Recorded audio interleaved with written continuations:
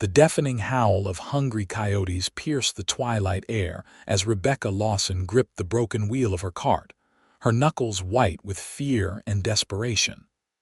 She was miles from anywhere, alone on the vast Colorado plains with nothing but the approaching night and circling predators for company. The year was 1872, and Rebecca had never felt more foolish in her 23 years of life. The journey from St. Louis to Westcliff, Colorado, had been ambitious, perhaps too ambitious for a woman traveling alone. But after her father's passing 3 months prior, she'd had little choice but to accept her uncle's offer of a home and work in his general store. Now, with her cart's wheel splintered against an unseen rock and the axle cracked beyond her ability to repair, she faced the very real possibility that she might not reach Westcliff at all.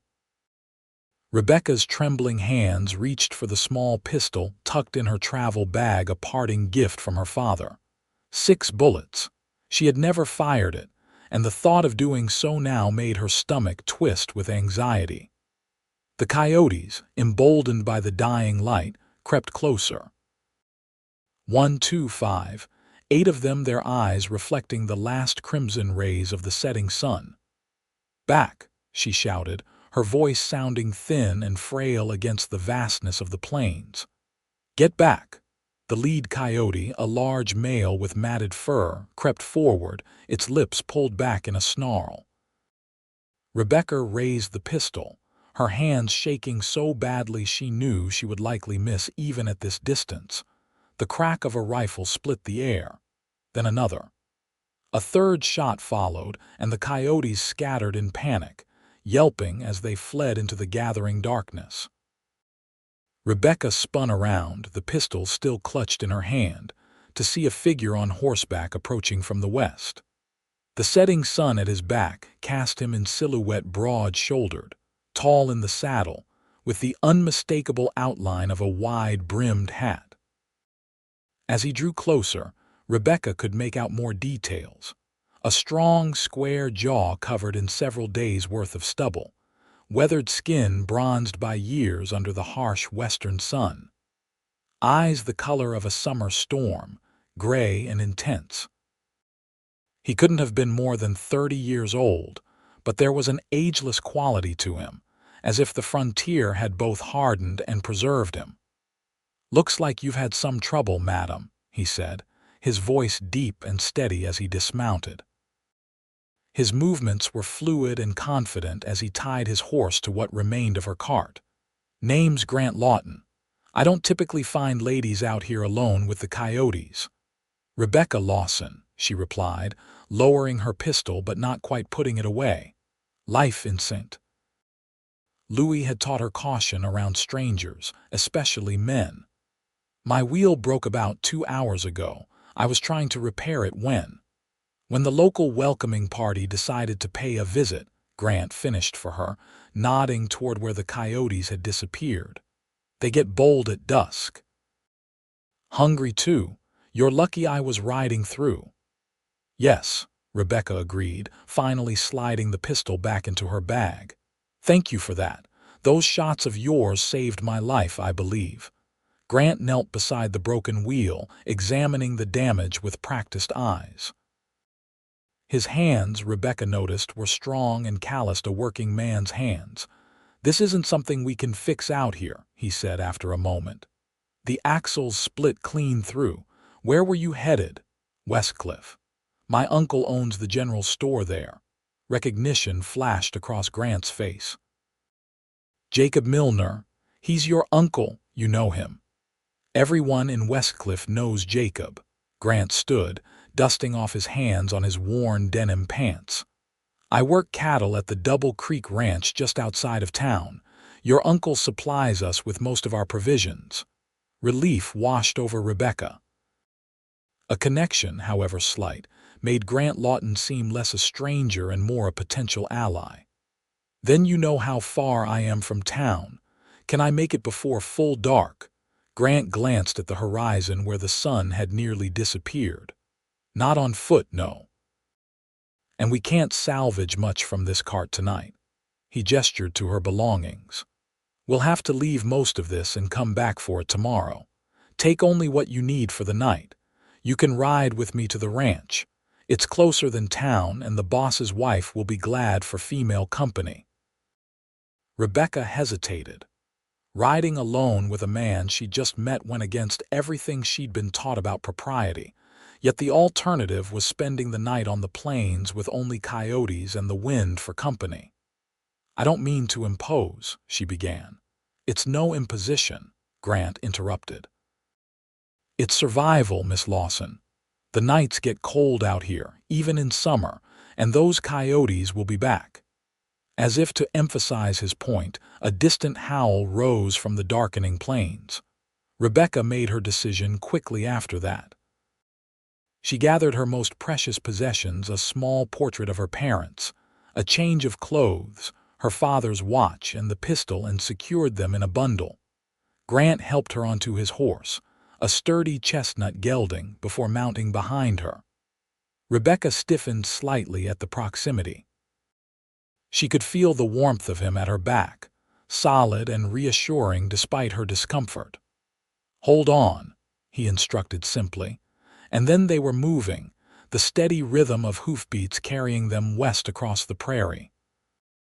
The night descended fully as they rode, stars appearing in brilliant profusion overhead. Rebecca had never seen so many, not even on the clearest nights in St. Louis. Here, without the lamplight of the city, the heavens revealed themselves in all their glory.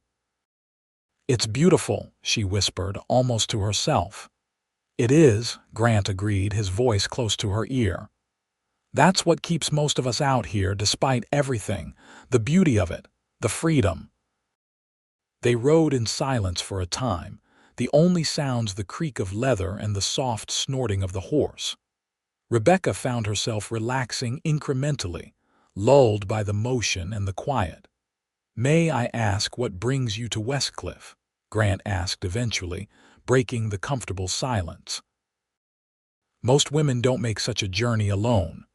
Rebecca sighed softly. "Necessity, Mr. Lawton. My father passed away this spring, influenza. He left me with little besides debts and memories. Uncle Jacob's offer was timely." "I'm sorry for your loss," Grant said, and the simple sincerity in his voice touched her. "Thank you. It's been difficult, but I'm hopeful Westcliff will offer a new beginning. It's a good town, rough around the edges like anywhere out here, but decent folk for the most part." As they crested a gentle rise, Rebecca saw lights twinkling in the distance, the windows of a substantial ranch house and outbuildings. Double Creek Ranch, she presumed. The sight of human habitation after the emptiness of the plains filled her with relief. They arrived at the ranch 20 minutes later, greeted by barking dogs and a ranch hand who emerged from the barn at the commotion. "That you, Lawton?" the man called. "It's me, Pete. Found a lady stranded on the eastern trail. Coyotes were circling her broken cart. Her name's Miss Lawson, Jacob Milner's niece." Pete's eyebrows rose at the introduction. "Welcome to Double Creek, Miss Lawson. Bad luck with your cart, but good luck having this one find you. Best shot in the county." Grant dismounted and helped Rebecca down, his hands strong and steady at her waist. For a moment their faces were close, and Rebecca caught the scent of leather and sage on him. "Pete, would you see to Jupiter?" Grant asked, referring to his horse. "I'll take Miss Lawson to meet the Hargroves." Pete took the reins with a nod, and Grant led Rebecca toward the main house, a handsome 2-story structure built of timber and local stone. Light spilled from the windows, warm and inviting. "The Hargroves own Double Creek," Grant explained as they approached. "Thomas and Eliza. They're good people. They'll see you're taken care of until we can salvage your cart and get you to town." Before they reached the porch, the front door opened, revealing a tall, broad-shouldered man with silver-streaked dark hair and a woman in her 40s with kind eyes and flour-dusted hands. "Grant," the man greeted, his gaze shifting curiously to Rebecca. "We weren't expecting you back tonight." "Change of plans, Mr. Hargrove," Grant replied. "This is Miss Rebecca Lawson, Jacob Milner's niece from St. Louis. She had trouble with her cart about 10 miles east." Coyotes were getting interested. Eliza Hargrove stepped forward immediately, concern evident on her face. "My dear, you must be exhausted. Come in, come in. Thomas, have Sarah prepare the guest room. I'll get some hot food ready." Rebecca found herself ushered into the warm kitchen, seated at a sturdy oak table with a cup of hot tea in her hands before she could fully process the transition. Grant remained standing, hat in hand, as he explained the situation more fully to Thomas Hargrove. "We'll need to send men out tomorrow to retrieve her belongings," he concluded. "The cart's beyond repair in the field. We'll need tools and a wagon." Thomas nodded thoughtfully. "Take Pedro and Martin in the morning. Use the flatbed. I imagine Miss Lawson is eager to reach town and her uncle." Rebecca looked up from her tea. "I'm grateful for your hospitality, Mr. Hargrove. I know this is an imposition." Thomas waved away her concern. "Nonsense. No one survives out here without helping their neighbors. Besides, Jacob Milner's been fair to us for years. We're happy to help his family." Eliza placed a bowl of hearty beef stew before Rebecca. "Eat, my dear. You've had quite an ordeal." Grant placed his hat on a side table. "If you don't need me for anything else tonight, Mr. Hargrove, I'll get cleaned up." "Go ahead, Grant. You've done well today." With a nod to Rebecca and the Hargroves, Grant departed. Rebecca watched him go, suddenly aware of how much she owed this quiet, competent stranger. 3 shots from his rifle had quite literally saved her life. As she ate the delicious stew and answered Eliza's gentle questions about her journey and her life in St. Louis, Rebecca couldn't help but wonder about the cowboy who had appeared like an answer to an unspoken prayer. There was something compelling about Grant Lawton that went beyond his timely rescue. Something in those storm-gray eyes that suggested depths she found herself curious to explore. Later, settled into a comfortable bed in the guest room with fresh linens that smelled of lavender, Rebecca lay awake replaying the events of the day. From terror to safety in the span of hours, all because a cowboy happened to be riding by as the coyotes circled. Providence, her father would have called it. Whatever it was, Rebecca had a feeling that her new life in Colorado had begun in a way she never could have anticipated. As sleep finally claimed her, her last thoughts were of gray eyes and 3 rifle shots splitting the twilight. Dawn broke early at Double Creek Ranch. Rebecca woke to the sounds of activity men calling to one another, horses nickering, the clank of metal tools being loaded. She dressed quickly in the change of clothes she'd brought and made her way downstairs to find Eliza Hargrove already busy in the kitchen, the smell of coffee and frying bacon filling the air. "Good morning, Miss Lawson," Eliza greeted warmly. "I hope you slept well." "Better than I expected to, given the circumstances," Rebecca admitted. "And please call me Rebecca." "Rebecca, then. The men are preparing to retrieve your belongings. Grant's organized quite an efficient operation." Looking out the kitchen window, Rebecca could see Grant directing 2 other men as they loaded a flatbed wagon. Even from a distance, his authority was evident in the way the others deferred to him. "He seems very capable," Rebecca observed. Eliza smiled knowingly. "Grant. He's the best foreman we've ever had.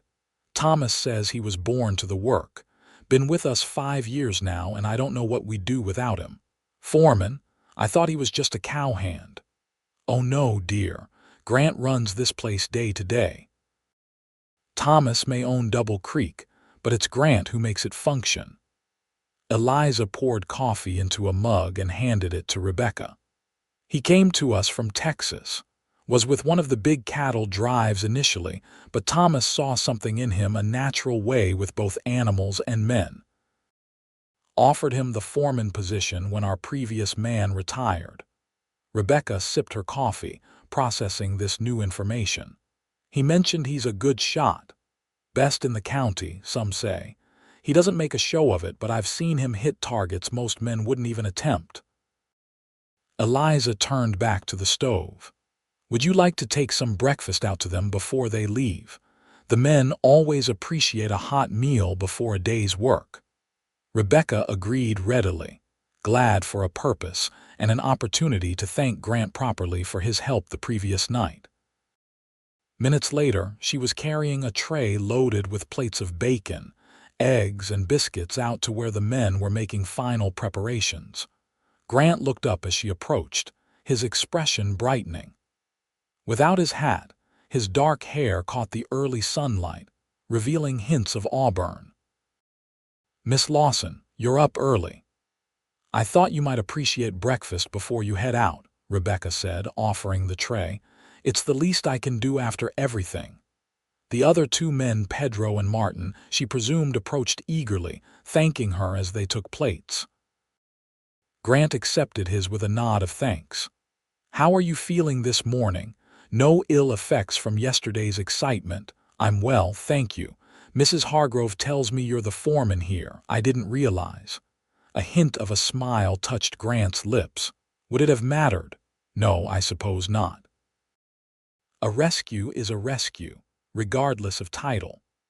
Rebecca found herself returning his smile. "But I'm even more grateful knowing you took time away from your responsibilities." "Finding stranded travelers is part of those responsibilities, Miss Lawson. No one survives long out here alone." He took a bite of the eggs, his eyes never leaving hers. "These are good, thank you." Rebecca felt a warmth that had nothing to do with the morning sun. "Will you be able to salvage my belongings?" "We'll get everything that's salvageable. The cart itself is likely beyond repair, but we'll bring back what matters." Grant hesitated, then added, "I spoke with Mr. Hargrove this morning. Once we've retrieved your things, I'll take you into town myself. Your uncle will be worried if you don't arrive soon." "That's very kind of you," Rebecca said, genuinely touched by his consideration. "Not kindness, practicality. I need to speak with your uncle about our monthly supply order anyway." But despite his matter-of-fact words, there was something in Grant's eyes that suggested other motivations. After the men finished eating and set off with the wagon, Rebecca helped Eliza with household chores, grateful to be useful. The Hargrove home was comfortable and well-appointed, evidence of the ranch's prosperity. As they worked, Eliza shared stories of life at Double Creek and in Westcliff.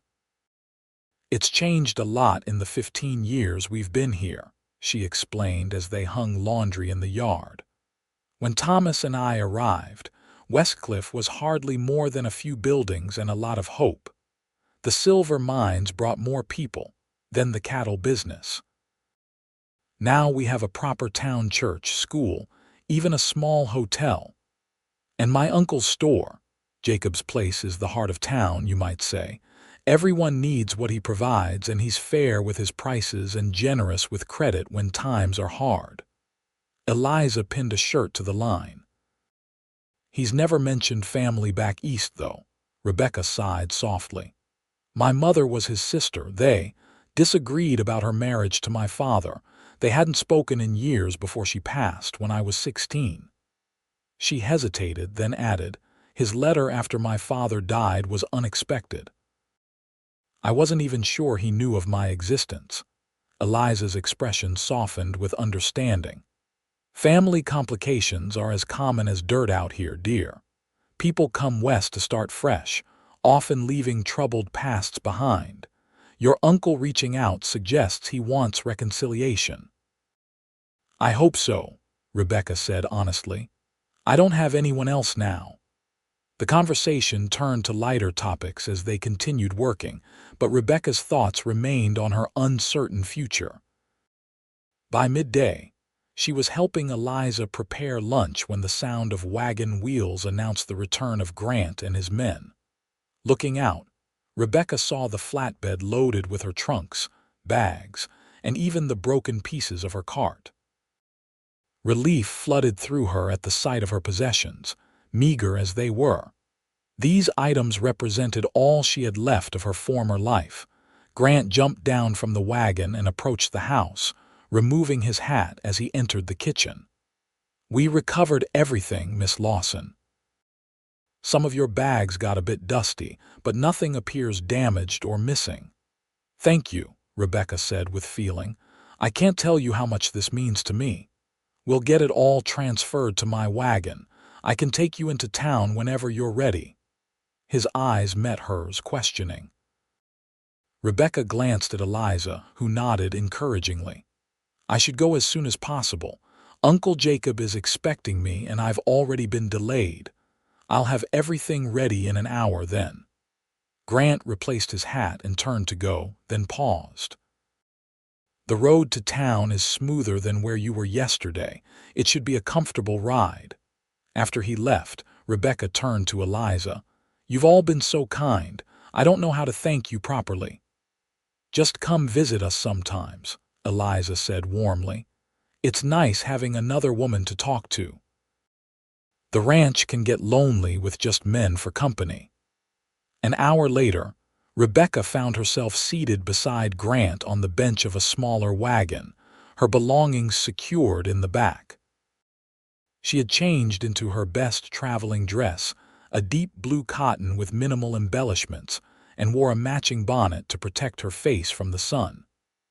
After warm farewells to the Hargroves, they set off toward Westcliff. The road was indeed smoother than the trail where her cart had broken, and the wagon, while utilitarian, had been fitted with springs that made the journey reasonably comfortable. Grant handled the team of horses with easy confidence, his movements economical and practiced. "How long have you been out west, Mr. Lawton?" Rebecca asked after they had been traveling for some time in comfortable silence. Grant considered the question. "Going on 10 years now. Came out from Georgia after the war." "The war." Rebecca nodded, understanding much from those few words. Many men had headed west after the conflict, seeking new beginnings away from bitter memories and devastated lands. "Were you in the fighting?" she asked carefully. A shadow passed over Grant's face. "Cavalry. Confederate side, though that hardly matters out here." "Most men don't ask and most don't tell." He glanced at her. "What about your father? Did he serve?" "No. He was too old for conscription and we were in St. Louis, which remained under Union control." Rebecca hesitated, then added, "He was a bookkeeper for a shipping company." Numbers and ledgers were his battlefield. Grant nodded, seemingly appreciative of her candor. "Your uncle mentioned in town that he was expecting his niece to help with his accounts. I'm guessing you learned your father's trade." "I did. He insisted I understand business matters, even though many thought it improper for a young lady. After he fell ill, I took over much of his work." Pride crept into her voice despite herself. "I've always had a head for figures. A useful skill anywhere, but especially out here. Most ranchers and miners can barely sign their names, let alone balance their books." Grant's tone was respectful, not condescending as many men might have been when discussing a woman's business acumen. They crested a hill, and suddenly the town of Westcliff came into view in the valley below. It was larger than Rebecca had imagined from Eliza's description, perhaps 40 or 50 buildings arranged along a main street, with smaller structures scattered around the periphery. A church steeple rose prominently at one end of town, and even from this distance, Rebecca could see people moving about their business. "There it is," Grant said, nodding toward the settlement. "Your new home." Home. The word stirred a mixture of hope and apprehension in Rebecca's chest. "It's bigger than I expected. It's grown fast the last few years. The railroad spur connecting to the Denver line brought more people and business." Grant pointed to a 2-story building near the center of town. That's your uncle's store, has living quarters above it. As they drew closer to town, Rebecca grew increasingly nervous. She hadn't seen Uncle Jacob since she was a child, and their correspondence had been brief and practical. What if he had offered her a place out of obligation rather than genuine welcome? What if they couldn't overcome the old family rift? Grant seemed to sense her anxiety. Jacob Milner is well respected here, he said quietly. A fair man, generous when it counts. Whatever happened in the past, he's a good man to have on your side now. Rebecca gave him a grateful look. Thank you for saying that, and for everything else. I'm not sure I've properly expressed my gratitude for your help yesterday. Those coyotes were just doing what comes natural to them, Grant finished. Looking for an easy meal, same as most predators, human or animal.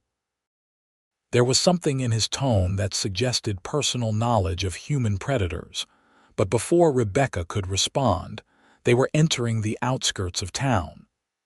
People nodded greetings to Grant as they passed, several looking curiously at Rebecca. Word travels fast in small towns, Grant explained, seeing her notice the attention. By now, everyone knows Jacob Milner's niece is arriving from back east. They pulled up in front of the general store, a substantial building with a wide porch and large front windows displaying an assortment of goods. The sign above the door reads simply, Milner's. Grant set the brake and jumped down, coming around to help Rebecca descend. His hands at her waist were strong and steady as he lifted her down, and for a brief moment they stood close enough that Rebecca could see flecks of blue in his gray eyes. Then he stepped back, properly respectful. I'll see to your things, he said, turning to the wagon. The store's door opened, and a man stepped out onto the porch. Tall and lean, with silver hair and a neatly trimmed beard, he had the same blue eyes that Rebecca remembered from her mother. Uncle Jacob. He stood still for a moment, studying her, and Rebecca felt herself being measured against memories of her mother. Rebecca, he finally said, his voice deep and slightly gruff, you look just like her. Rebecca swallowed past a sudden tightness in her throat. Hello, Uncle Jacob. He came down the steps then, moving with the careful deliberation of a man in his 60s, and stopped before her. For an awkward moment, neither seemed to know the proper greeting after so many years of estrangement. Then Jacob surprised her by opening his arms. Welcome to Westcliff, niece. Rebecca stepped into his embrace, finding it warmer and more genuine than she had dared hope. Thank you for having me. Jacob released her and turned to Grant, who was unloading her trunks. Lawton, I see you found my wayward niece. Found her about 10 miles east, Mr. Milner. Her cart broke an axle. Coyotes were getting interested. Grant's matter-of-fact description didn't convey the real danger she had faced, and Rebecca was oddly touched by his discretion. Jacob's eyebrows rose. Coyotes. Rebecca, you didn't mention any trouble in your last letter.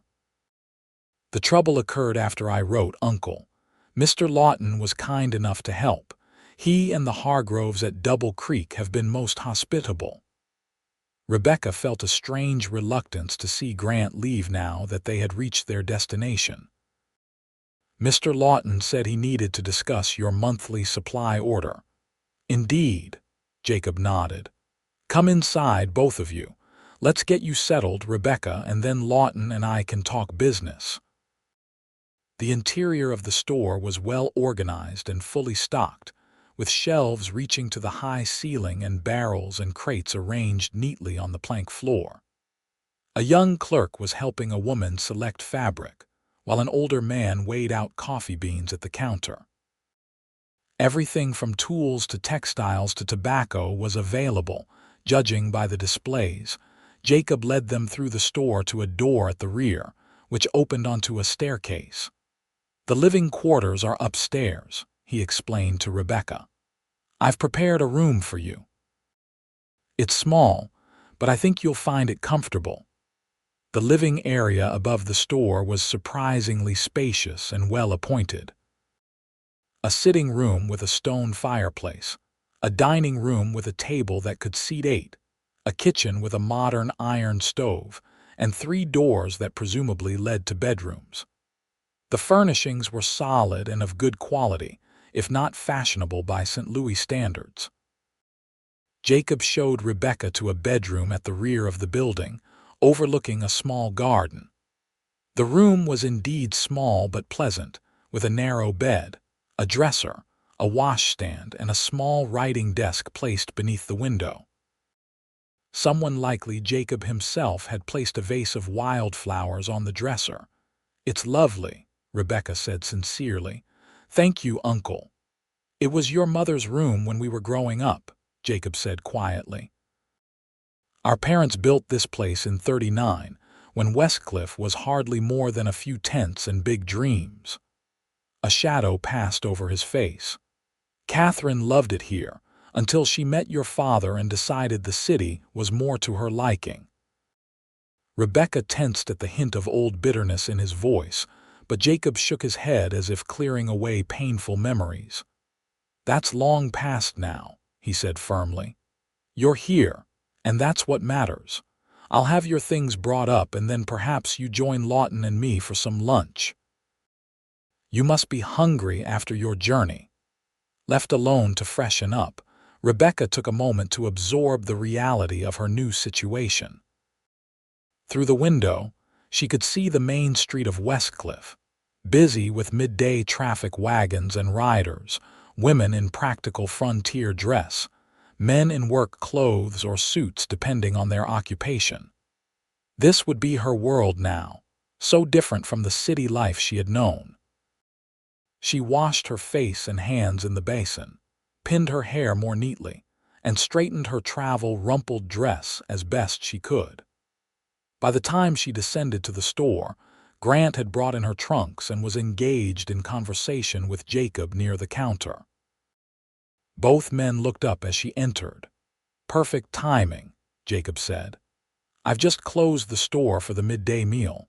Mrs. Potter from down the street brings me lunch most days. She's a fine cook, and supplements her income this way since her husband passed."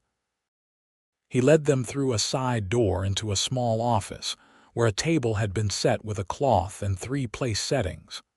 A covered basket sat in the center, releasing enticing aromas when Jacob removed the cloth. "Fried chicken, biscuits, and green beans," he announced appreciatively. "Mrs. Potter outdid herself today." As they ate, Jacob asked Rebecca about her journey from St. Louis and inquired after mutual acquaintances in the city. Grant ate quietly, speaking only when directly addressed, but Rebecca noticed how his eyes missed nothing, not the way Jacob sometimes stumbled over questions about her father, nor the careful way Rebecca herself avoided certain topics. "So, Lawton," Jacob said eventually, turning to business, "you mentioned the ranch's monthly order. Will there be any changes this time?" "Mr. Hargrove wants to increase the coffee order by 20 pounds, Grant replied. "And we'll need more fencing wire than usual, expanding the north pasture before winter." "No problem there. When do you need delivery?" "Next week would be fine. No rush on the wire, but the men get surly if the coffee runs short." Jacob chuckled. "Don't I know it?" Half the arguments in this territory could be avoided with a reliable coffee supply. Rebecca watched the exchange with interest, noting the easy rapport between the 2 men. Grant clearly valued her uncle's reliability, while Jacob seemed to appreciate Grant's straightforward manner. There was mutual respect there, built over years of fair dealing. "Perhaps Rebecca could help with the order," Jacob suggested. "She'll be taking over much of the bookkeeping for the store, and this would be a good introduction to one of our major accounts." Grant's eyes shifted to Rebecca, assessing. "You mentioned you have experience with figures, Miss Lawson. Your help would be welcome." Something about his steady gaze made Rebecca sit a little straighter. "I'd be glad to assist. though I'll need to familiarize myself with your system first, Uncle." "It's simple enough," Jacob replied. "I'm a practical man, not one for complicated methods. But having someone with proper training will be a blessing. These old eyes aren't what they used to be for ledger work." After the meal, Grant prepared to leave. "I should get back to the ranch. Mr. Hargrove will be expecting a report on the new breeding stock we're considering." Jacob walked with him to the door, discussing some final business details, while Rebecca lingered near the store counter, suddenly unsure of herself now that her journey was truly over. When Grant returned to bid her farewell, she felt an unexpected reluctance to see him go. "Thank you again for your help, Mr. Lawton," she said, extending her hand. "I'm not sure what would have happened if you hadn't come along when you did." Grant took her hand briefly, his touch warm and calloused. "You strike me as resourceful, Miss Lawson. I suspect you would have found a way through." His eyes held hers for a moment longer than strictly necessary. "Welcome to Westcliff. I expect we'll be seeing more of each other." After he left, Jacob showed Rebecca the store's ledgers and inventory system. Despite his claim of simplicity, the business was substantial and well managed. Rebecca quickly saw where she could make improvements in the bookkeeping, but she was impressed by her uncle's practical business sense. "You've built something remarkable here," she told him sincerely. Jacob looked pleased. "It's been my life's work. Started with nothing but a wagon of goods and more optimism than sense." He hesitated, then added, "I always hope to pass it on to family someday.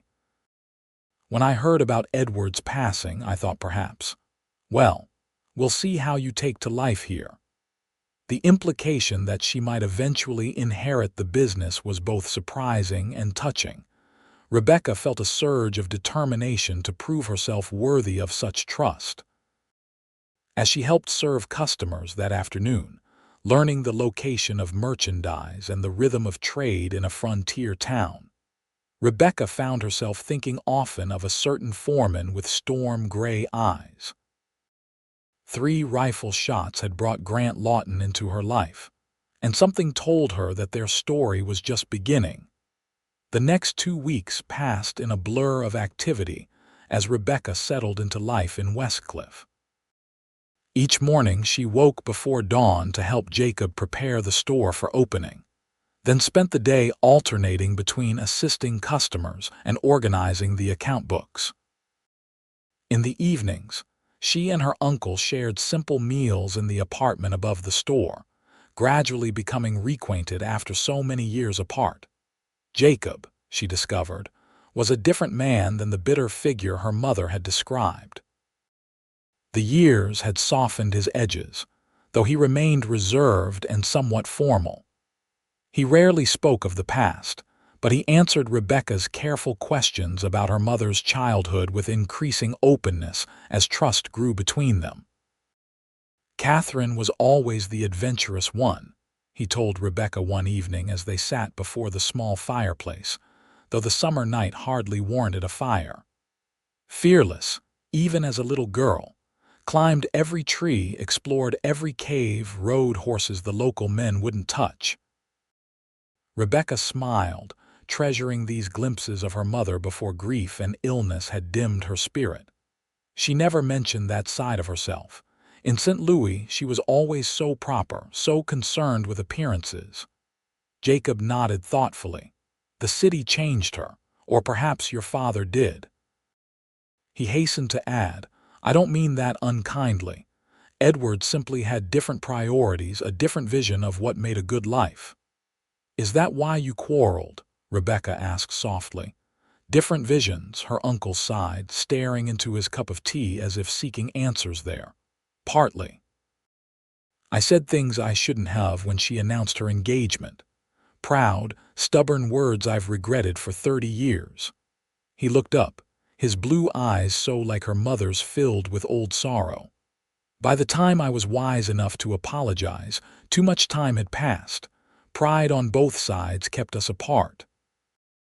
"She kept your letters," Rebecca said, All of them, even the ones she never answered. I found them after she died.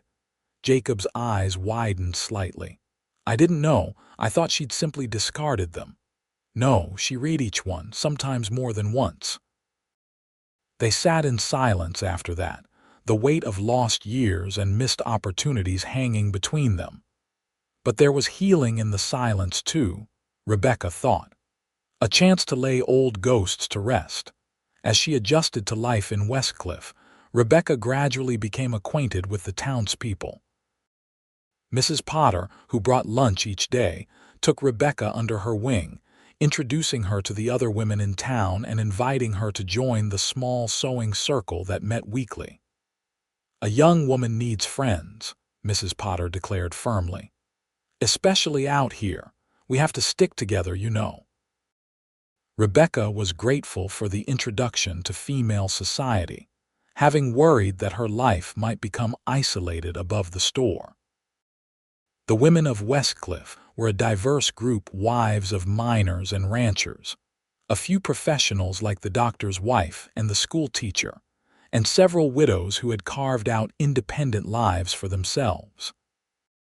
They welcomed Rebecca with curiosity and kindness, eager for news from back east and generous with practical advice about frontier living.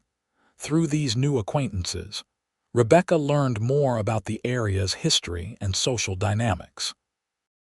She discovered that Double Creek Ranch was one of the largest and most respected operations in the valley, that Thomas Hargrove was considered fair but demanding as an employer, and that Grant Lawton was widely regarded as the best foreman in the county.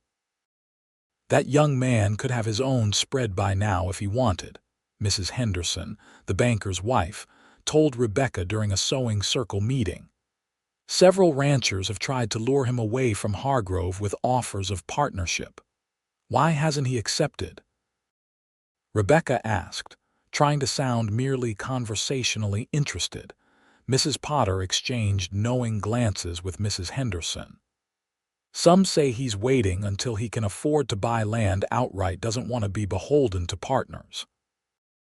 Others think he's just loyal to the Hargroves for giving him his start.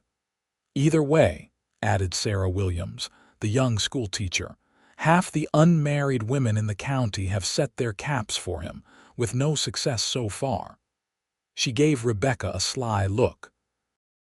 "I heard he was the one who rescued you from Coyotes on your way into town." Rebecca felt her cheeks warm.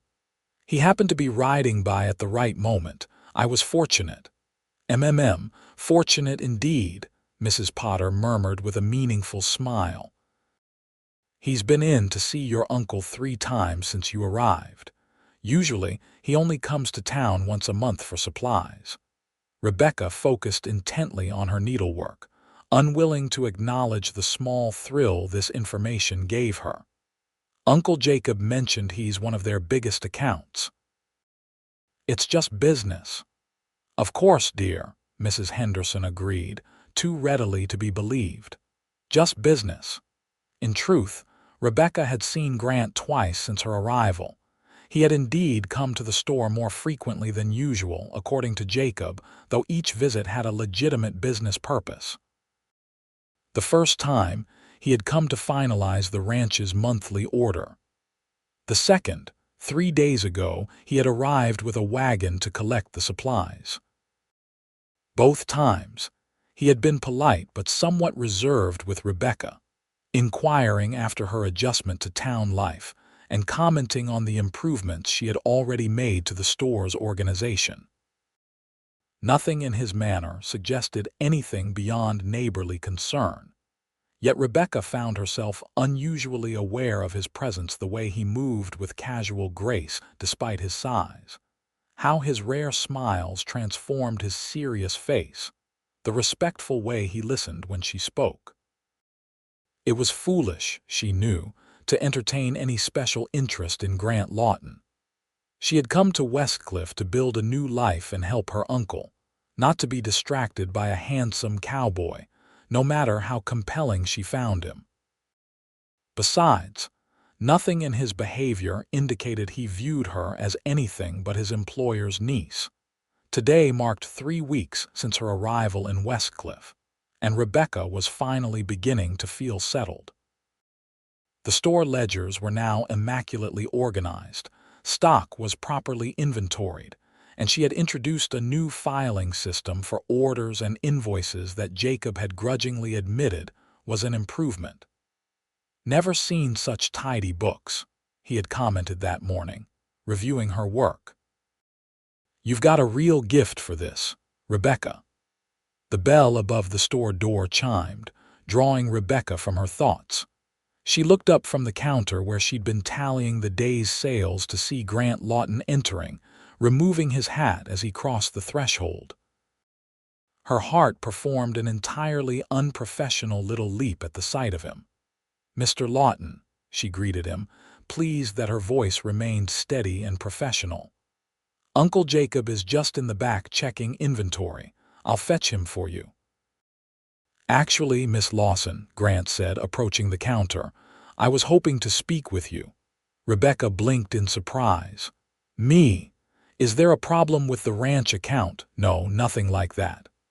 For the first time since she'd met him, Grant seemed slightly uncertain. "I'm in town for the Founders' Day celebration this weekend. I was wondering if you were planning to attend." The Founders' Day celebration, Rebecca had heard much about it over the past week. An annual event commemorating the establishment of Westcliff, it featured a town picnic, games, dancing, and various contests of skill. "Uncle Jacob mentioned it," she replied. "I believe he expects us to attend at least for part of the day. The store will be closed for the occasion." Grant nodded, turning his hat in his hands, a gesture Rebecca had come to recognize as a sign of deliberation. "In that case, I was hoping you might allow me to escort you to the dance on Saturday evening." The request was so unexpected that Rebecca momentarily lost her composure. "Oh. It's just a dance," Grant added quickly, misinterpreting her surprise as reluctance. "But as you're new to town, I thought you might appreciate having someone to introduce you around properly." Rebecca recovered herself, a warm pleasure spreading through her chest at his invitation. "That's very thoughtful of you, Mr. Lawton. I would be pleased to accept." A smile broke across Grant's face, not the slight upward tilt of lips she'd seen before, but a genuine expression that reached his eyes and revealed a small dimple in his right cheek. "Excellent. I'll call for you at 7 if that suits. The dancing starts at sunset." "7 would be perfect," Rebecca confirmed, suddenly very aware of how plain her work dress was and how she must look after a long day in the store. "I look forward to it." Jacob emerged from the storeroom then, carrying a ledger. "Lawton, didn't expect to see you again so soon. Everything all right at the ranch?" "Just fine, Mr. Milner. I was in town on other business and thought I'd confirm the delivery schedule for next month. And," he added with a glance at Rebecca, "to ask your niece if she'd do me the honor of accompanying me to the Founders' Day dance." Jacob's eyebrows rose slightly, but he nodded with what seemed like approval. "Can't think of a better escort for her first Westcliff celebration." He fixed Grant with a pointed look. "Though I expect her home at a reasonable hour, Lawton." "Of course, sir," Grant replied seriously, though his eyes held a glint of amusement at being addressed like a courting youth rather than a respected ranch foreman. After discussing business briefly with Jacob, Grant took his leave, pausing at the door to tip his hat to Rebecca with a smile that remained in her thoughts long after he'd gone.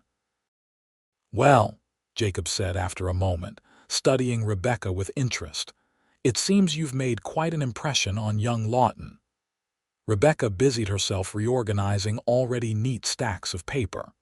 "He's just being neighborly, I'm sure. As he said, I'm new in town and don't know many people." Jacob snorted softly. "Rebecca, I've known Grant Lawton for 5 years. In that time, I've never once seen him escort a young woman to any social function. Neighborly doesn't begin to explain it." Rebecca looked up, startled. Never, but surely he must have. That is, someone like him. Oh, I'm not saying he's lived like a monk, Jacob clarified, seeming amused by her confusion. But he's always kept his personal affairs private and separate from town gatherings. For him to formally ask to escort you, and to approach me about it like a gentleman caller rather than just arranging it with you directly, that's significant. A mixture of pleasure and alarm coursed through Rebecca. If her uncle was right, Grant's invitation represented more than casual courtesy. The question was, how did she feel about that possibility? As she lay in bed that night, Rebecca admitted to herself that she was far from indifferent to Grant Lawton. Since their first meeting on the plains, she had felt drawn to him in a way she'd never experienced with any of her carefully selected suitors in St. Louis.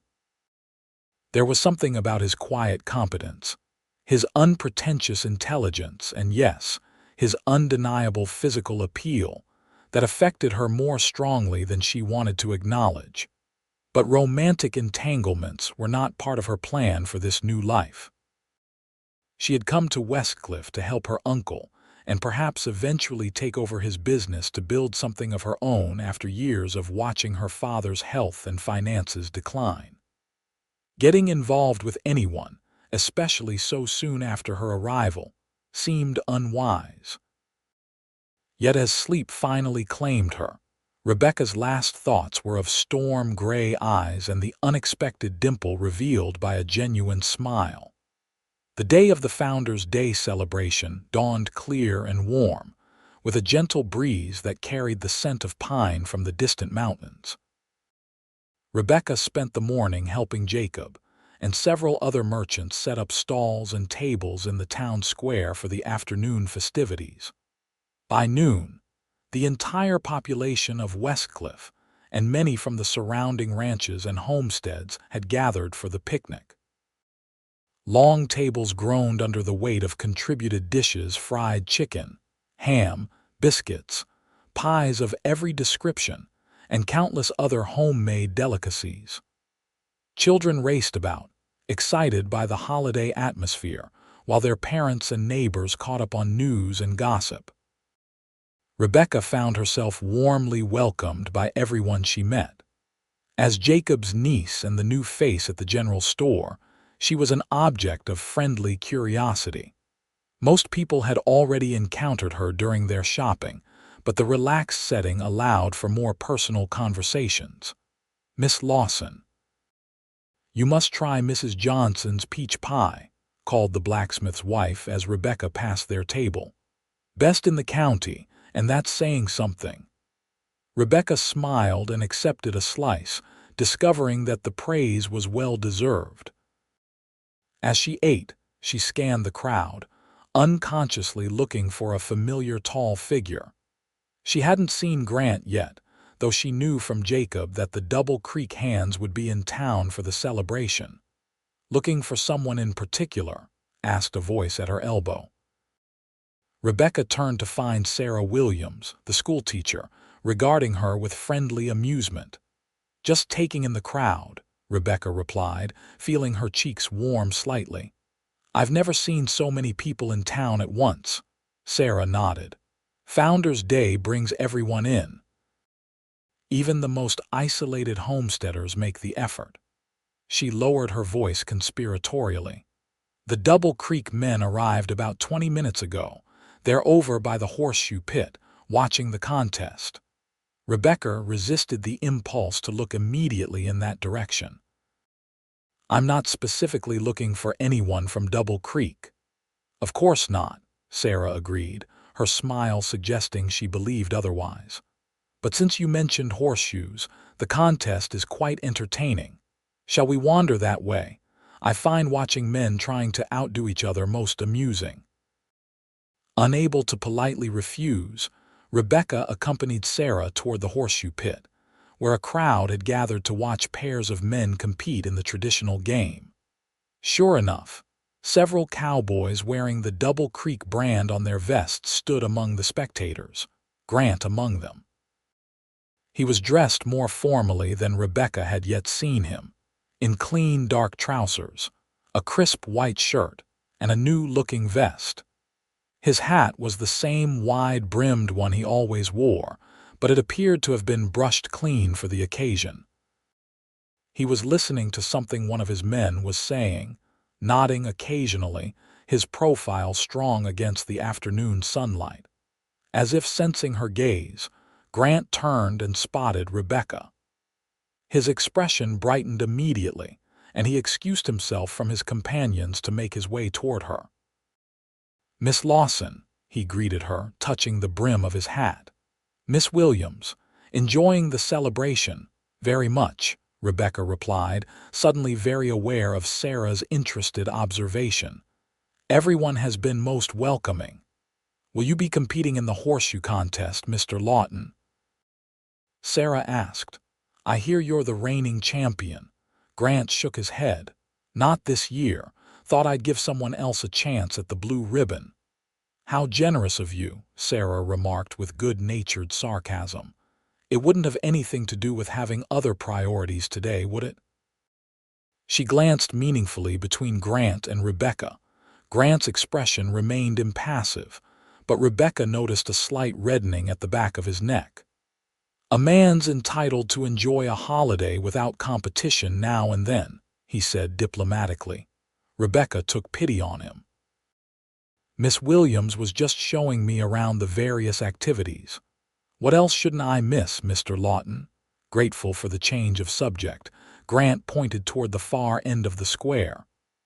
"The shooting contest starts in about an hour.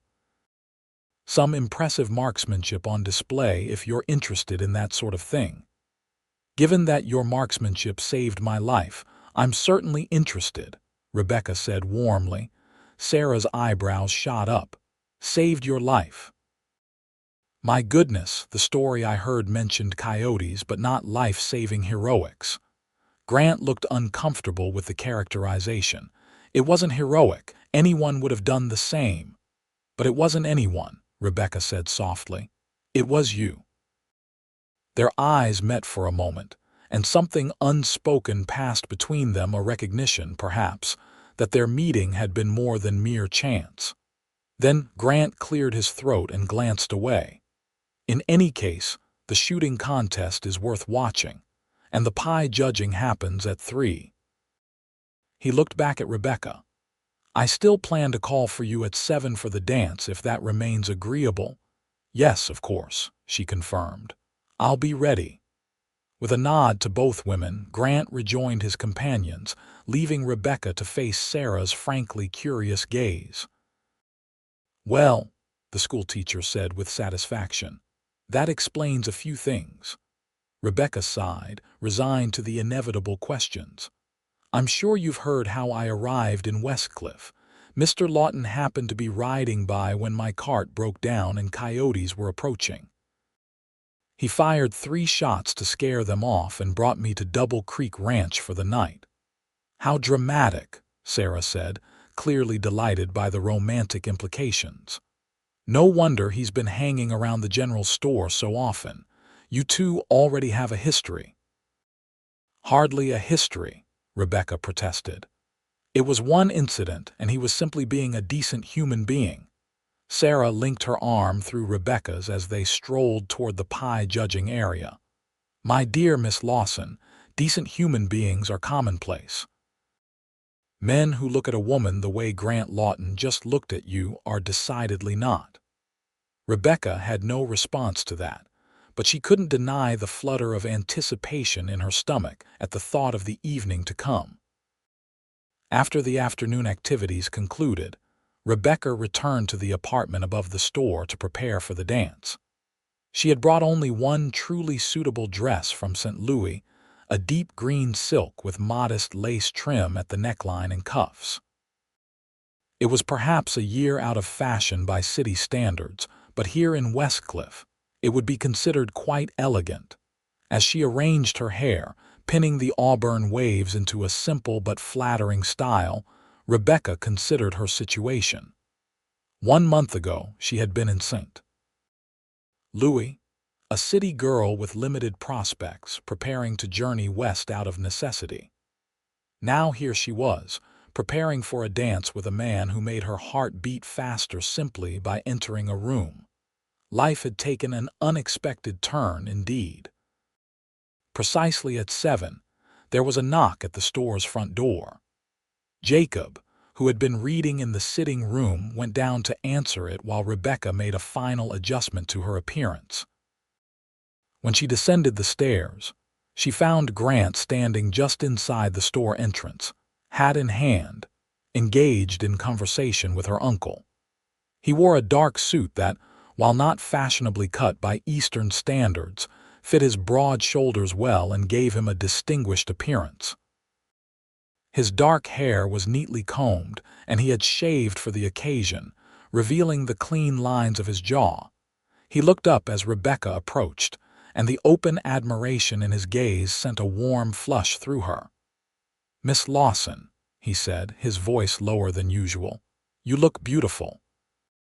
"Thank you," Rebecca replied, suddenly shy under his regard. "You look very handsome yourself, Mr. Lawton."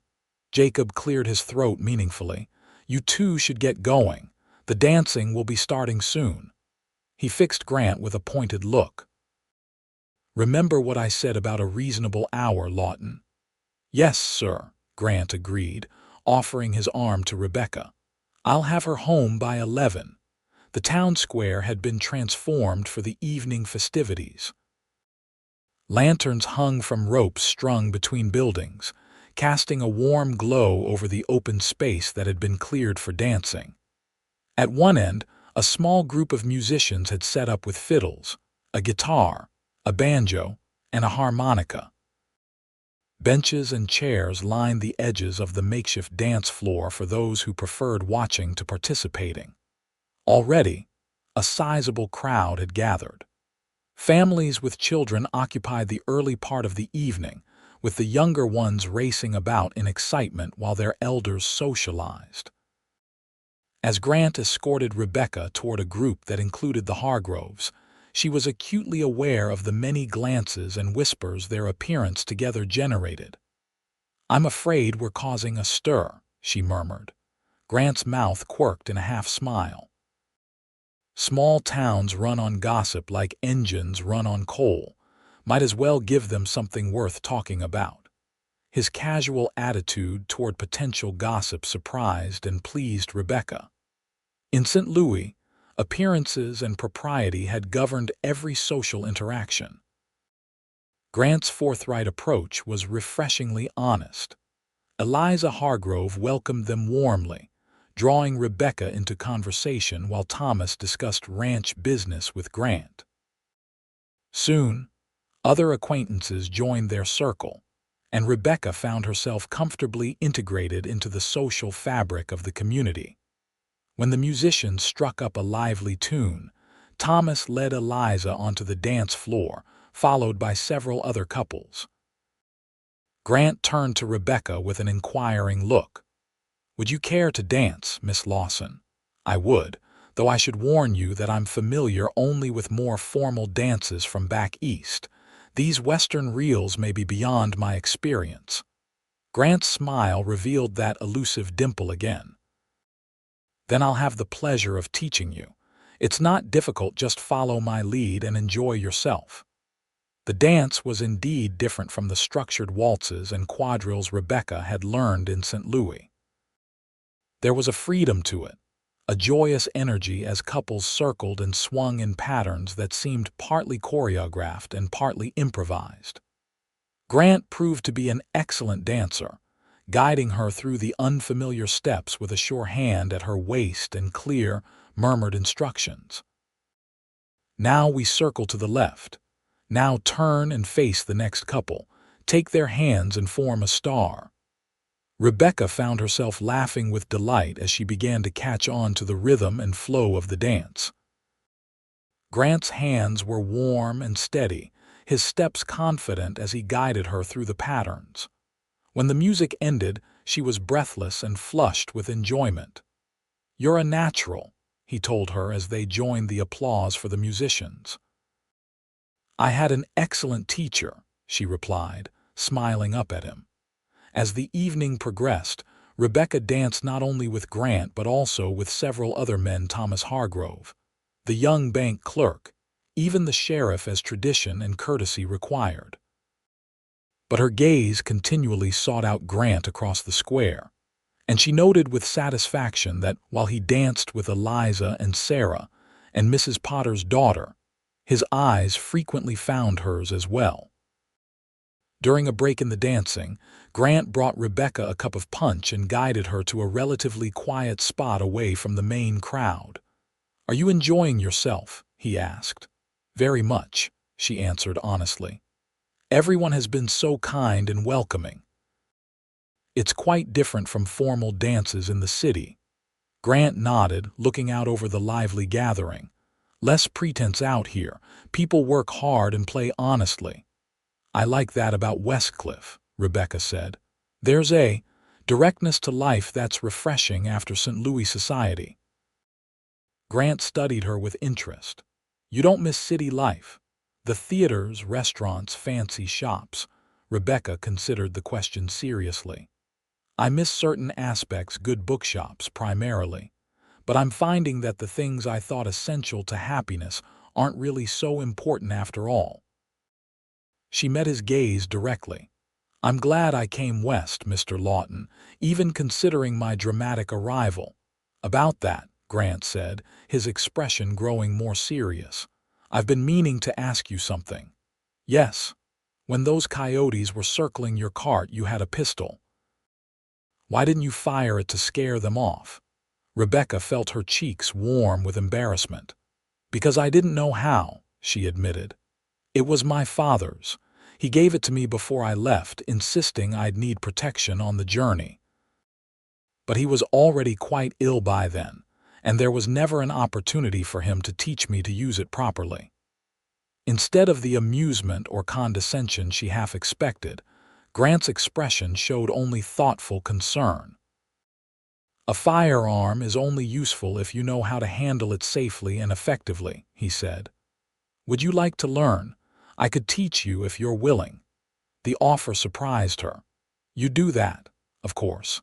Out here, such skills can mean the difference between life and death, as you discovered. No one should carry a weapon they don't know how to use." Rebecca nodded, appreciating his practical approach. "Then yes, I would like to learn, thank you." "Good. We can arrange a time when I'm next in town on business." Grant's expression softened then, becoming less the practical rancher and more the man who had looked at her with admiration when she descended the stairs earlier. "In the meantime, would you honor me with another dance? I believe they're playing a waltz next." Sure enough, the musicians were preparing for a slower number, one of the few formal dances integrated into the frontier celebration. Rebecca placed her hand in Grant's, feeling a thrill of connection as his fingers closed gently around hers. "I would be delighted, Mr. Lawton." The waltz allowed for conversation as they moved together around the square, Grant's hand warm at her waist, their bodies closer than the livelier reels had permitted. "I think, given the circumstances of our acquaintance, you might consider calling me Grant," he suggested, his voice low and meant only for her ears. "At least when we're not in a business setting." Rebecca smiled up at him. "Only if you'll call me Rebecca in return, Grant." His name felt significant on her lips, a small intimacy granted and accepted. Grant's hand tightened slightly at her waist in response. "Rebecca," he said, as if testing the sound of it. "It suits you, strong but with a certain grace." The compliment, delivered with such simple sincerity, affected her more deeply than any florid praise from her St. Louis suitors ever had. They danced in companionable silence after that, the connection between them growing with each measure of music. As promised, Grant returned Rebecca to the general store by 11 o'clock. Jacob had already retired upstairs, leaving a single lamp burning in the store for their return. At the foot of the stairs, they paused, both reluctant for the evening to end. "Thank you for a wonderful evening," Rebecca said softly. "I enjoyed myself tremendously, as did I." Grant stood with his hat in his hands, a man accustomed to action suddenly hesitant. "I meant what I said about teaching you to use that pistol. It's important." Rebecca nodded. "I know." "When will you next be in town?" "Thursday, most likely. I need to discuss the fall cattle drive with your uncle." "Thursday, then. Perhaps in the afternoon after the midday rush at the store. That would be fine." Grant hesitated, then added, "There's a suitable place for practice just outside of town where we won't disturb anyone. I could bring a wagon and drive you there." "I'll look forward to it." Rebecca knew she should say good night and ascend the stairs, but she found herself lingering, drawn by the warmth in Grant's eyes. "Rebecca," he said, his voice lower now, more intimate, "I hope you know that my interest in your company extends beyond mere neighborliness." The direct statement, so typical of his straightforward nature, both thrilled and alarmed her. "Grant, I've only been in Westcliff a short time. My situation is still very new." "I understand that," he assured her. "I'm not asking for any declarations or commitments. Only permission to call on you properly from time to time, to get to know you better." Relief and pleasure mingled in Rebecca's response. "I would like that very much." Grant's smile then was worth any amount of town gossip his attentions might generate. "Good, that's good." He seemed about to say more, then thought better of it. Instead, he took her hand and, in a gesture both old-fashioned and touching, raised it briefly to his lips. "Good night, Rebecca. Sleep well." "Good night, Grant," she replied, her skin tingling where his lips had touched. She watched him leave through the store's front door, securing it behind him before ascending the stairs to the apartment.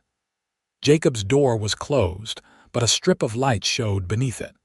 He was awake, probably reading while waiting for her return. Sure enough, moments after she reached her room, there was a soft knock at her door. "Rebecca, is that you?" "Yes, Uncle Jacob, I'm home safe." The door opened slightly and Jacob peered in, still fully dressed. "Did you enjoy the dance?"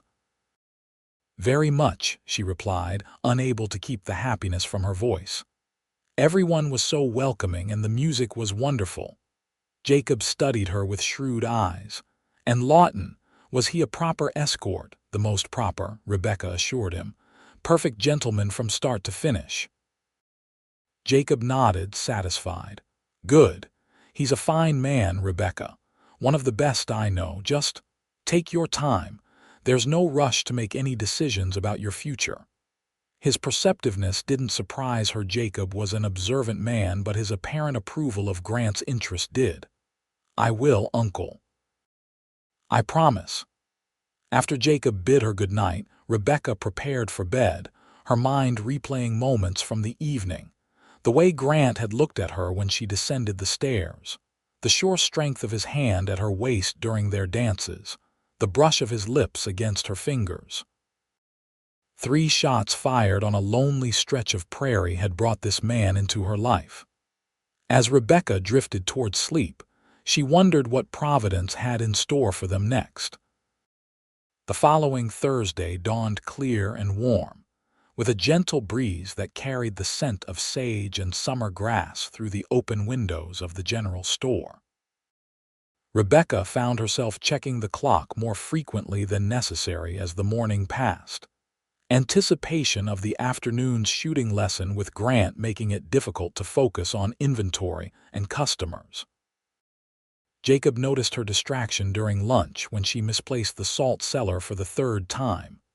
"If I didn't know better," he observed dryly, "I'd think you were nervous about something."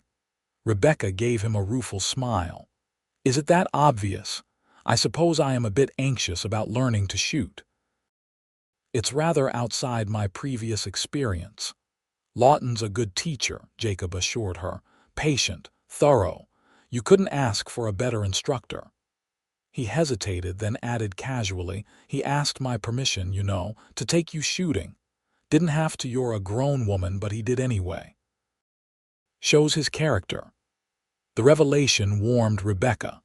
Grant's respect for her uncle's position in her life, his insistence on propriety despite the practical nature of the lesson, spoke volumes about the kind of man he was. Just after 2 o'clock, the familiar sound of wagon wheels outside the store announced Grant's arrival. Rebecca had changed from her work dress into a simpler outfit of a plain skirt and shirtwaist, with sturdy boots suitable for outdoor activity. She had also retrieved her father's pistol from the drawer where she kept it, wrapping it carefully in a cloth. Grant entered the store, exchanging greetings with Jacob before turning to Rebecca. He wore his usual work clothes, denim trousers, a chambray shirt, leather vest, and his wide-brimmed hat, but she noticed he'd taken extra care with his appearance.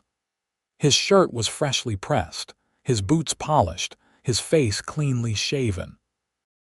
"Miss Lawson," he said formally, aware of the few customers browsing the store. "Are you ready for our appointment?" "Yes, Mr. Lawton," she replied, matching his professional tone. "I've brought the pistol my father gave me." She indicated the cloth-wrapped bundle on the counter. Grant nodded approvingly. "Good. I've found a suitable location just outside of town where we won't disturb anyone. It should take about 20 minutes to reach it." Jacob came around the counter to see them off. "Have her back before dark, Lawton," he instructed, his gruff tone belied by the twinkle in his eyes. "Yes, sir," Grant agreed seriously. "We should be back well before then." The wagon Grant had brought was the same one they'd used to transport Rebecca's belongings from Double Creek Ranch. He helped her up onto the seat, then climbed up beside her and took the reins. As they pulled away from the store, Rebecca was acutely conscious of the curious glances from townspeople they passed. "We're causing talk again," she observed. Grant shrugged, unconcerned. "People will always talk. Better to give them something wholesome to discuss than let them invent scandals out of boredom." Rebecca laughed at his pragmatic view. "Is that your philosophy on small-town life? Keep them entertained with the truth to prevent invention." "Something like that," he agreed, a smile playing at the corners of his mouth. "Though in this case, the truth is simple enough. I'm teaching Jacob Milner's niece how to handle a firearm safely, a practical skill any woman living on the frontier should possess." "And is that all this is?" Rebecca asked, suddenly bold. "A practical lesson between neighbors." Grant's eyes, when they met hers, held a warmth that answered her question before he spoke. "No, Rebecca, that's not all this is." He returned his attention to the road, adding quietly, "But it's a good reason for us to spend time together while we figure out what else it might become." His honesty was refreshing and touching. Rebecca found herself appreciating anew this quality in him, the lack of pretense, the straightforward acknowledgement of feelings without overstatement or manipulation. It was as different from the calculated courtship rituals of St. Louis as Westcliff itself was from the crowded city. They rode in comfortable silence for a time, the wagon following a well-worn trail that led away from town through rolling grassland, dotted with stands of pine and aspen. Eventually, Grant turned onto a less traveled path that wound toward a small valley sheltered by a ridge of rocky hills. "This is Cottonwood Creek," he explained as they approached a line of trees marking a watercourse. "The ranch uses it for watering cattle on the East Range. There's a good spot just ahead where the hills will serve as a natural backstop for our target practice." The location he had selected was indeed ideal, a flat area beside the creek, with tall hills of red rock rising behind it. Grant had clearly prepared in advance, as several targets were already set up. Tin cans arranged on a fallen log, a few bottles on a rock outcropping, and a rough target drawn on a board propped against a boulder. After helping Rebecca down from the wagon, Grant led the horses to a grassy spot where they could graze while tethered. Then he returned to where Rebecca waited, holding her wrapped pistol somewhat uncertainly. "May I see it?" he asked, extending his hand. Rebecca passed him the bundle. Grant unwrapped the cloth carefully, revealing a well-crafted Smith & Wesson revolver with a pearl handle. "Your father had good taste," Grant observed, examining the weapon with practiced eyes. "This is a fine piece. .32 caliber, double action. Reliable, accurate at close range and not too heavy for regular carry." He checked the cylinder. "Empty, good. First rule of firearms, Rebecca.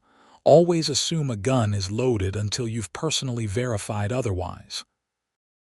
For the next hour, Grant patiently instructed Rebecca in the basics of firearm safety and operation. He showed her how to check if the pistol was loaded, how to load and unload it safely, how to hold it properly with a firm grip, and how to aim using the sights. Rebecca proved to be an apt pupil, asking intelligent questions and following his instructions carefully. When the time came for actual firing, Grant stood close behind her, adjusting her stance and grip when necessary, his hands warm and sure as they positioned her arms at the correct angle.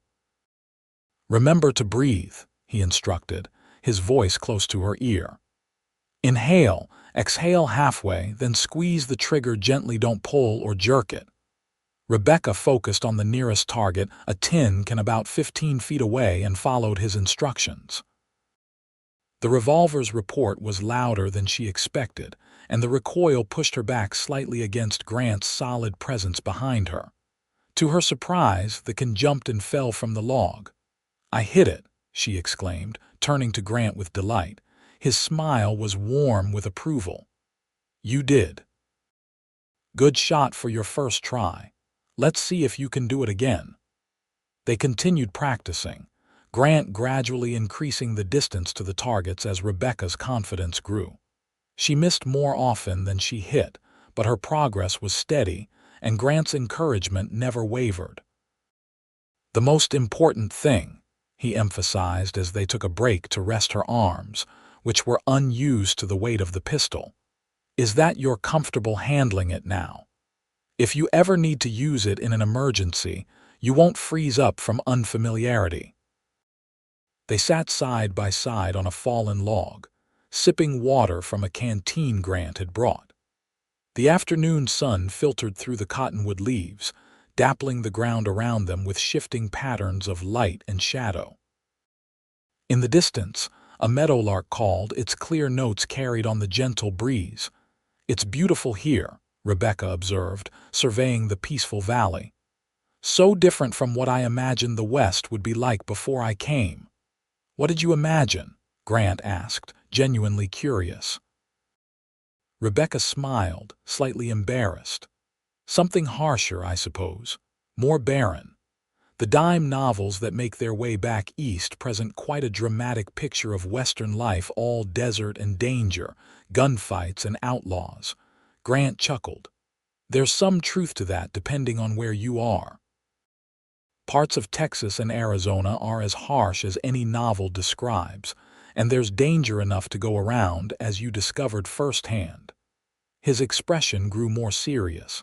"But there's beauty too, more than I've seen anywhere else."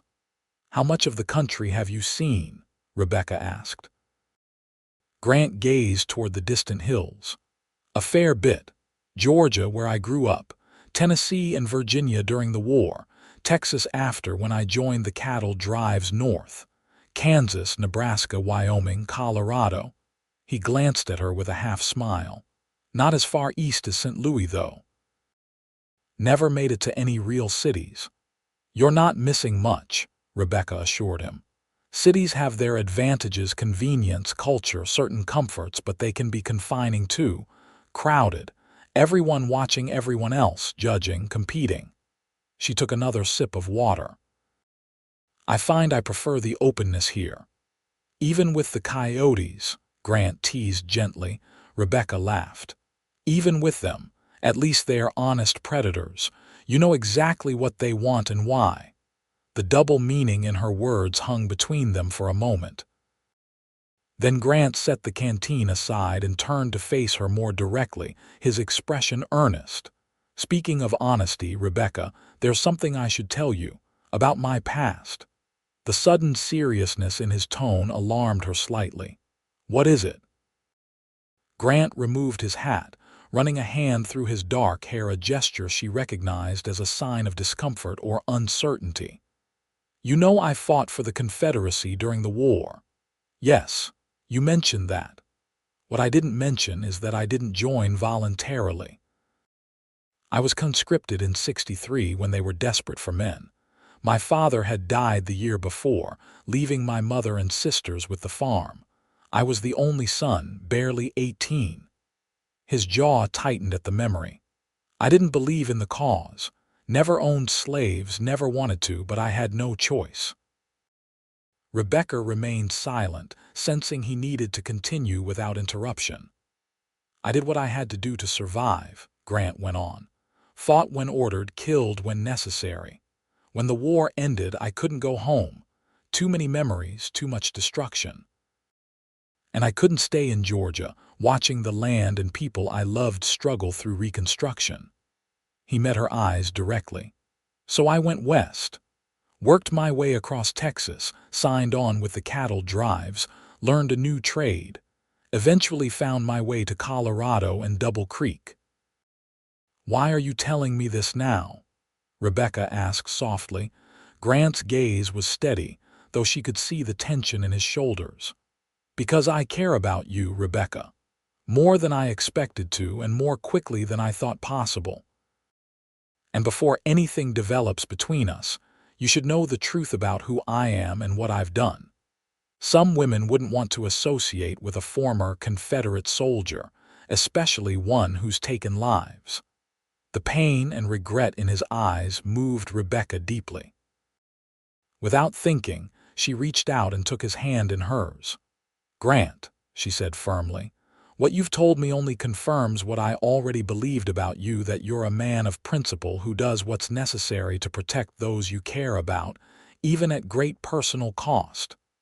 She squeezed his hand. "The war was a tragedy for everyone involved.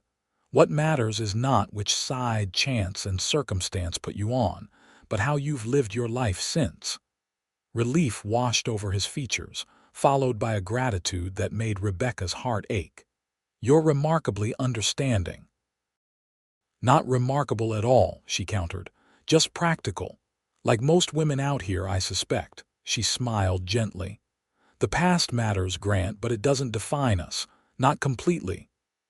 They sat in silence for a moment, their hands still joined, a new depth to their connection. Then Grant cleared his throat and stood, pulling Rebecca to her feet. "We should get back to your practice," he said, though his eyes conveyed more personal feelings. Still plenty of daylight left. They resumed the shooting lesson, but something had shifted between them. Grant's instructions remained professional, but his hands lingered a moment longer when adjusting her stance. His voice was softer when offering encouragement, and his pride in her progress was evident in every approving smile. By the time they packed up to return to town, Rebecca could consistently hit targets at 20 feet, not expert marksmanship, but more than adequate for self-defense. More importantly, she felt confident handling the pistol that had previously intimidated her. "You're a natural," Grant told her as he helped secure the targets in the wagon. "A few more sessions and you'll be out choosing half the men in the county." Rebecca laughed, pleased by his assessment. "I had an excellent teacher, though I hope never to need these skills in a genuine emergency again." "As do I," Grant agreed fervently. "But if trouble finds you, at least now you're prepared to face it." The ride back to town was companionable, their conversation flowing easily from topic to topic: ranch business, town gossip, books they had read, experiences that had shaped them. As they neared Westcliff, the setting sun bathed the landscape in golden light, lending a dreamlike quality to the moment. "Thank you for today," Rebecca said sincerely. "Not just for the lesson, but for your trust in sharing your past with me." Grant's eyes, when they met hers, held a warmth that made her breath catch. "Thank you for listening, and for not judging." They arrived at the general store just as Jacob was closing up for the day. He greeted them with raised eyebrows and a knowing look that made Rebecca blush slightly. "Successful lesson?" he inquired, watching as Grant helped Rebecca down from the wagon. "Very," Grant confirmed. "Your niece is a quick study. A few more practice sessions and she'll be fully proficient." "More sessions, eh?" Jacob's expression was innocently neutral, but his eyes twinkled.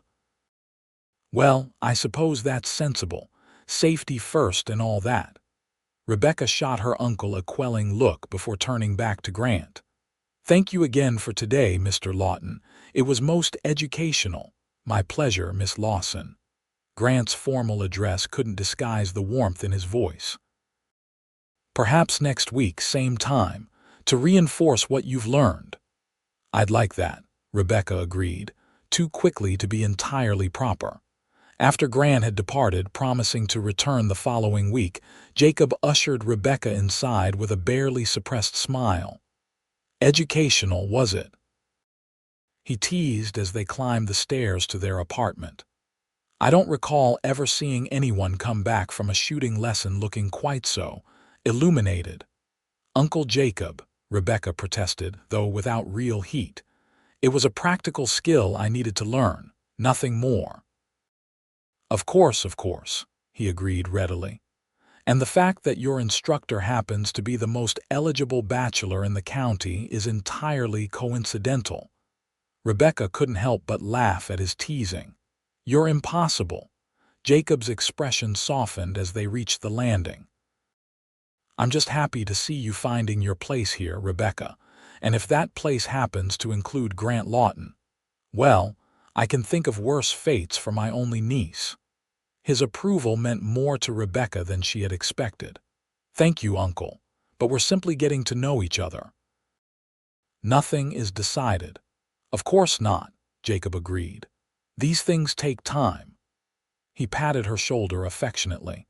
"But if I were a betting man, which occasionally I am, I'd wager that those 3 shots that scared off the Coyotes were just the beginning of your story together." As Rebecca prepared for bed that night, she found herself thinking about Jacob's words. 3 shots that marked the beginning of a story. Perhaps he was right. Whatever the future held, she could no longer imagine her life in Westcliff without Grant Lawton in it. The summer passed in a rhythm of work and increasingly frequent moments with Grant. True to his word, he continued Rebecca's shooting lessons, coming to town each Thursday afternoon to take her to their practice spot by Cottonwood Creek. But their time together expanded beyond these practical sessions. He began joining Rebecca and Jacob for dinner occasionally, bringing fresh game or beef from the ranch. On Sundays, he would sometimes appear after church to invite Rebecca for a ride or a walk, always with Jacob's knowledge and approval. Each encounter deepened their connection.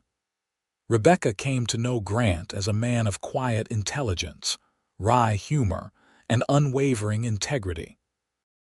He, in turn, discovered her quick mind, practical nature, and the inner strength that had brought her west to build a new life. They shared stories from their pasts, dreams for their futures, and increasingly, an unspoken understanding that their paths had joined for reasons beyond chance. By late August, when the first hints of autumn began to touch the aspen leaves with gold, there was no one in Westcliff who didn't recognize that Grant Lawton was courting Rebecca Lawson in earnest. The town watched their developing relationship with approving interest, many noting that the once reserved ranch foreman smiled more frequently these days, and Jacob Milner's niece had blossomed from a somewhat reserved newcomer into a confident, happy young woman. "It's good to see, Mrs. Potter remarked to Jacob one day as she delivered lunch to the store. That girl needed something more than just work and duty in her life. And Lawton, well, a man can't live for cattle and horses alone, can he? Jacob had merely nodded, watching through the store window as Grant helped Rebecca down from his wagon after one of their outings. The way they lingered, hands joined a moment longer than necessary, told its own story. For Rebecca, these months had transformed Westcliff from a place of refuge to a true home. Her work at the store gave her purpose and independence. Her growing circle of friends provided community and support. And Grant offered possibilities she had never dared imagine in St. Louis. One crisp September afternoon, as they rode back from a particularly successful shooting session where Rebecca had hit every target at 30 paces, Grant guided the wagon onto an unfamiliar trail. "Where are we going?" Rebecca asked, curious about the deviation from their usual route. "This isn't the way back to town. I want to show you something," Grant replied, a hint of nervous anticipation in his voice. "It's not far." The trail climbed gently through a grove of aspen trees, their leaves shimmering gold and copper in the afternoon light. After about 10 minutes, they emerged onto a small plateau overlooking the valley. From this vantage point, Rebecca could see for miles the town of Westcliff nestled in the valley below, the sweeping grasslands beyond, and the distant mountains rising majestically against the horizon. But what caught her attention immediately was a partially built structure on the plateau itself, the beginnings of what appeared to be a cabin, its log walls rising about 4 feet from a solid stone foundation. Grant brought the wagon to a halt and helped Rebecca down, his eyes watching her face carefully as she took in the scene. "What is this place?" she asked, though something in her heart already suspected the answer. "It's mine," Grant said simply.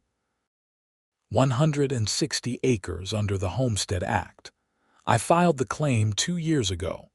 Been working on the cabin when I can spare time from the ranch." Rebecca walked toward the structure, trailing her fingers along the carefully notched logs. "It's beautiful land," she observed, her throat suddenly tight with emotion. "The view is spectacular." Grant followed her, hands in his pockets, uncharacteristically tentative. "I always thought so. It's why I chose this spot, close enough to town and the ranch, but private, peaceful." "When will you move here?" Rebecca asked, trying to keep her voice steady despite the implications of what he was showing her. Grant took a deep breath. "That depends." "On what?" "On you." Rebecca turned to face him fully, her heart pounding. Grant stood before her, silhouetted against the golden aspens, his expression more open and vulnerable than she had ever seen it. "I had a plan when I came west," he said quietly. "Work hard, save every penny, build something of my own. This land, this cabin, they were part of that plan." "But plans change, Rebecca. Or rather, they grow to include things you never expected." He took a step closer. "People you never expected." Rebecca's breath caught as Grant reached for her hands, holding them gently in his own. "I'm not a wealthy man," he continued, his voice low and earnest. "I can't offer you the kind of life you might have had in St. Louis. But I can offer you this land, this home we could build together. More importantly, I can offer you my heart and my promise to spend every day of my life trying to make you happy." Tears welled in Rebecca's eyes as she realized what he was saying. "I love you, Rebecca Lawson," Grant said simply. "I think I began to love you the moment I saw you standing defiant against those coyotes, refusing to surrender despite your fear. Every day since has only confirmed what my heart knew immediately, that you are the woman I've been waiting for all my life." He released one of her hands to reach into his pocket, withdrawing a small object that gleamed in the afternoon sunlight, a gold ring with a modest but beautifully cut diamond. "This was my mother's," he explained softly. "The one thing of value I brought west with me, saved for the day I might need it." Grant knelt before her, still holding her hand. "Rebecca Lawson, would you do me the great honor of becoming my wife?" For a moment, Rebecca couldn't speak past the emotion welling in her throat. Then, with a clarity that felt like coming home, she knew her answer had perhaps known it since those 3 shots rang out across the prairie months ago. "Yes," she whispered, then more strongly, "Yes, Grant, I will marry you." Joy transformed Grant's face as he slipped the ring onto her finger. Then he was on his feet, gathering her into his arms, his kiss a promise of all the days and nights to come. Rebecca returned his embrace with equal fervor, her heart so full it seemed impossible to contain such happiness. When they finally parted, both breathing quickly, Grant rested his forehead against hers. "I should tell you," he murmured, "that I already spoke with Jacob, asked for his blessing." Rebecca laughed softly. "Is that why he's been looking so smug lately? I thought he was just pleased with the quarterly accounts." "He was surprisingly enthusiastic," Grant admitted with a grin. "Said something about winning a bet with himself." They stood together for a long moment, the future stretching before them bright with promise. Then Grant gestured toward the half-built cabin. "I thought we might finish it together. Make it ours from the beginning. What do you think?" Rebecca surveyed the structure with new eyes, not just a cabin now, but the foundation of their life together. "I think it's perfect, though it might need a few more windows than you've planned, and perhaps a larger kitchen." Grant laughed, his arm around her waist. "Already remodeling, and we're not even married yet." "Well, if I'm to be a rancher's wife, I should have some say in the design of our home, shouldn't I?" she teased back. "My love, you can have say in everything," Grant assured her. "The home, the land, the cattle we'll raise, the children we'll have, all of it is ours to build together." Children. The word sent a warm thrill through Rebecca's heart. A family of their own, here on this beautiful plateau overlooking Westcliff. It was more than she had dared hope for when she left St. Louis. As the sun began its descent toward the western mountains, casting long shadows across their land, Grant and Rebecca reluctantly returned to the wagon. They had much to plan, many details to discuss, but in that moment, the future seemed as clear and bright as the diamond on Rebecca's finger, a future born from a chance encounter on the prairie, 3 rifle shots, and the courage to begin again. The news of Rebecca and Grant's engagement spread through Westcliff with the speed of a summer wildfire. By the time they returned to town that evening, Jacob was already receiving congratulations from neighbors who had somehow divined the day's events. He welcomed them with open arms and misty eyes, embracing Rebecca and clapping Grant firmly on the shoulder. "About time," was all he said, but the emotion in his voice conveyed volumes more. The following weeks were a whirlwind of preparations and planning. Rebecca and Grant decided on a November wedding, allowing time to complete the essential portions of the cabin before winter set in. Grant continued his duties at Double Creek Ranch while dedicating every free moment to construction, often joined by friends and neighbors in the tradition of barn raising that extended to all major building projects on the frontier. Rebecca divided her time between the store, wedding preparations, and adding her own touches to their future home. She sewed curtains and quilts, planned the layout of their kitchen and garden, and spent hours with Grant discussing every detail of the life they would build together. "I never thought I could be this happy," she told him one evening as they sat on the half-finished porch of their cabin, watching the sunset paint the valley in shades of gold and crimson. "When I left St. Louis, I hoped only for security and purpose. I never imagined finding love as well." Grant's arm tightened around her shoulders. "I had resigned myself to a solitary life," he admitted. "Thought my past had closed that door forever. Then you arrived and suddenly everything changed." Rebecca leaned her head against his shoulder, content in the knowledge that whatever challenges lay ahead, they would face them together. The wedding took place on a clear, crisp November morning in Westcliff's small church. Nearly everyone in town and from the surrounding ranches attended, filling the wooden pews to capacity and spilling out onto the steps. Rebecca wore a gown of ivory satin that Mrs. Potter and the sewing circle had helped her create, with lace from her mother's wedding dress incorporated into the bodice and veil. Jacob walked her down the aisle, his face a mixture of pride and wistfulness as he placed her hand in Grant's. The ceremony was simple but deeply meaningful, the couple's vows spoken with clear voices and unwavering conviction. "I, Grant, take thee, Rebecca, to be my lawfully wedded wife," Grant promised, his eyes never leaving hers. "To have and to hold from this day forward for better, for worse, for richer, for poorer in sickness and in health, to love and to cherish, till death us do part." Rebecca repeated the vows with equal sincerity, her heart so full it seemed impossible that mere words could contain such feeling. When the minister pronounced them husband and wife, Grant's kiss was both tender and possessive, a public declaration of the bond they had formed and the life they now shared.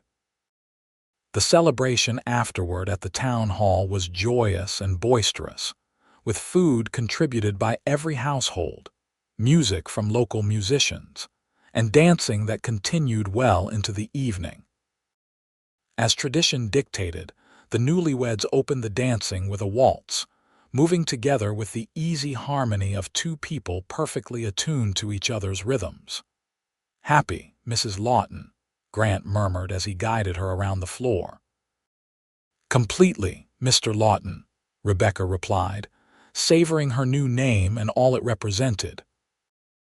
Later that night, after the festivities had concluded, and they had been escorted to their partially finished cabin with good-natured teasing and well wishes, Rebecca and Grant stood alone in the main room of what would be their home.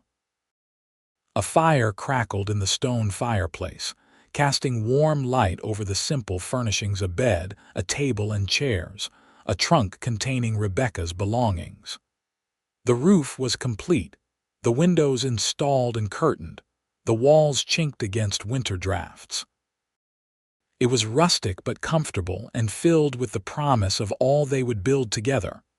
"Welcome home," Grant said softly, drawing Rebecca into his arms. "Home," she echoed, the word filled with meaning beyond the physical structure around them. "It's perfect." The months that followed were a time of adjustment and deep joy for the newlyweds. Winter arrived early that year, bringing heavy snow that often isolated their cabin from town for days at a time. But Rebecca and Grant found these periods of enforced seclusion to be precious opportunities to strengthen their bond and establish the patterns of their life together. Grant continued his work at Double Creek Ranch, riding out each morning through snow or shine, returning each evening to the warmth of their home and Rebecca's welcome. Rebecca divided her time between the cabin cooking, cleaning, making it truly their own, and the general store, where Jacob still relied on her bookkeeping skills several days a week. "You don't need to keep working, you know," Grant told her one evening as they sat before the fire. "My salary from the ranch is enough for our needs."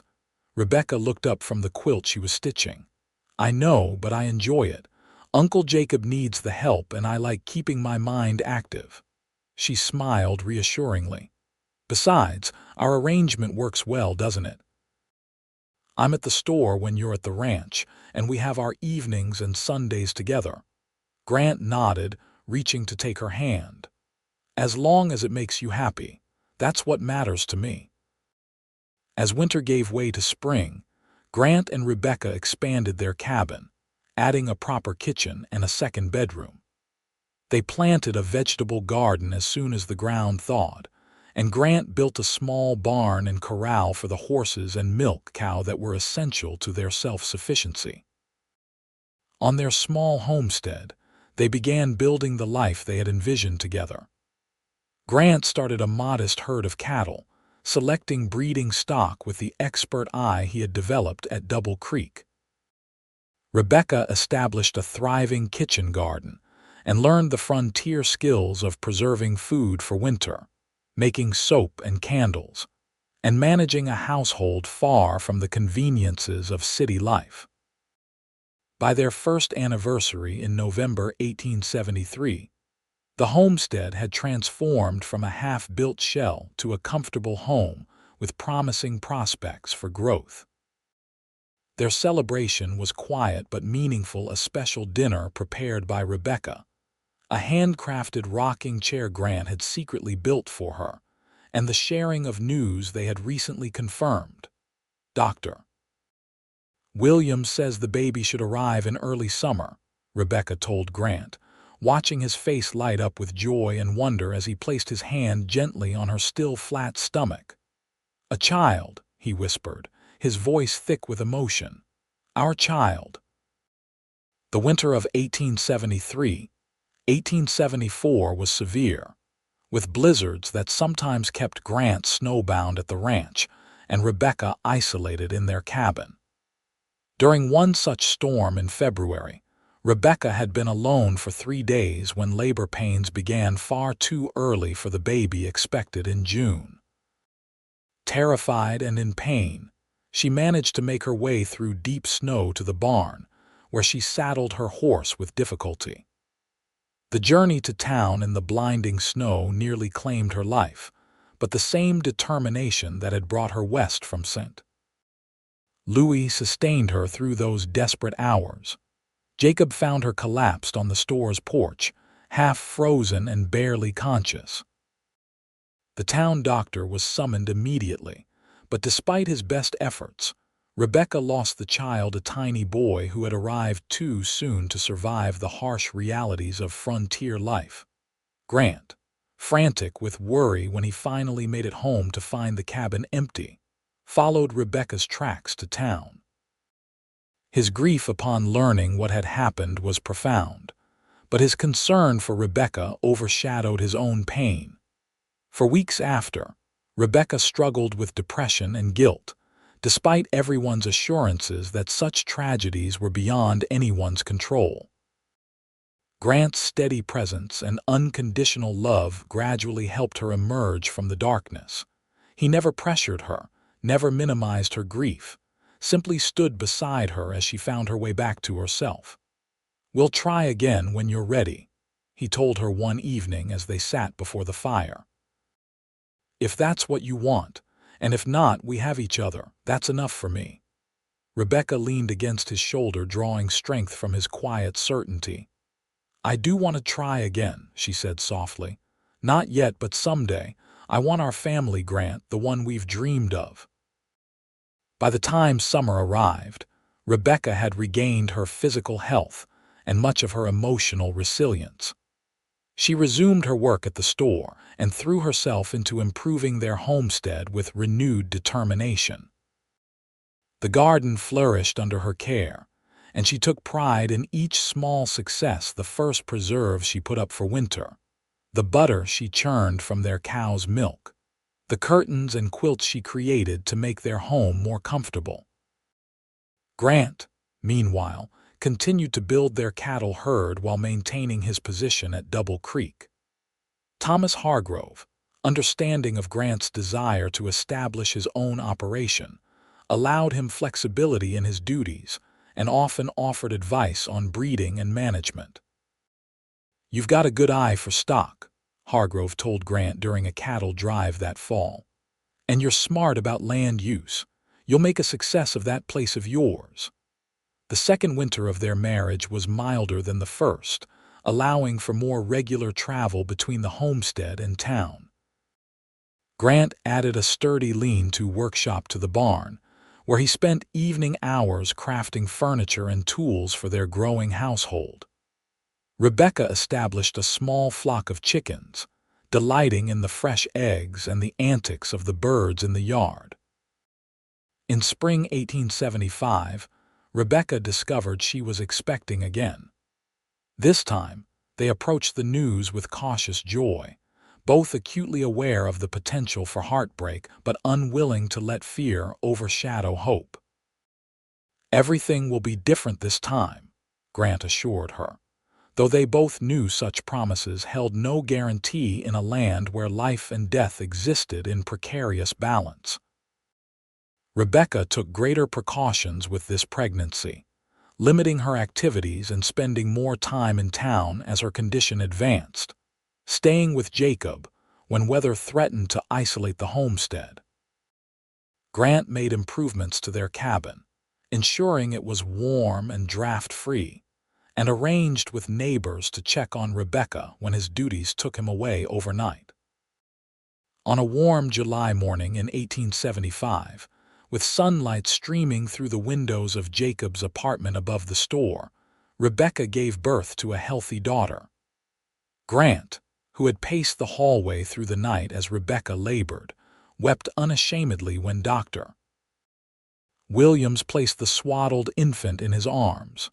"She's perfect," he whispered, gazing down at the tiny face with its cap of dark hair and delicate features, "just like her mother." They named her Catherine Elizabeth Lawton, Catherine for Rebecca's mother, Elizabeth for Grant's. From her earliest days, Catherine, called Kathy by her adoring parents, showed a strong will and curious nature that delighted everyone around her. "She has your determination," Grant observed as they watched their 3-month-old daughter stubbornly reaching for a toy just beyond her grasp. "Heaven help us when she starts walking." Life with a child brought new challenges and deeper joys to the Lawton household. Rebecca balanced motherhood with her duties at home and her reduced hours at the store, while Grant worked harder than ever to ensure their growing family's security and comfort. By Kathy's first birthday, the homestead had expanded to include a larger garden, more cattle, and plans for a new addition to the cabin. The prosperity evident in these improvements reflected the success of Grant and Rebecca's partnership, not just in marriage and parenthood, but in the practical business of building a life on the frontier. "We've come a long way from broken cartwheels and coyotes," Rebecca remarked one evening as they sat on their porch, watching Kathy toddle unsteadily across the yard under Jacob's watchful eye. The older man had become a devoted grandfather figure, riding out to the homestead whenever his store duties allowed. Grant's arm tightened around her shoulders. "Those 3 shots were the best I ever fired," he said softly. "They brought me to you." Rebecca turned to meet his gaze, still finding the same warmth and devotion there that had drawn her to him from the beginning. "I'm glad the coyotes found me," she admitted with a smile. "Though perhaps we can omit that detail when we tell Kathy the story of how we met."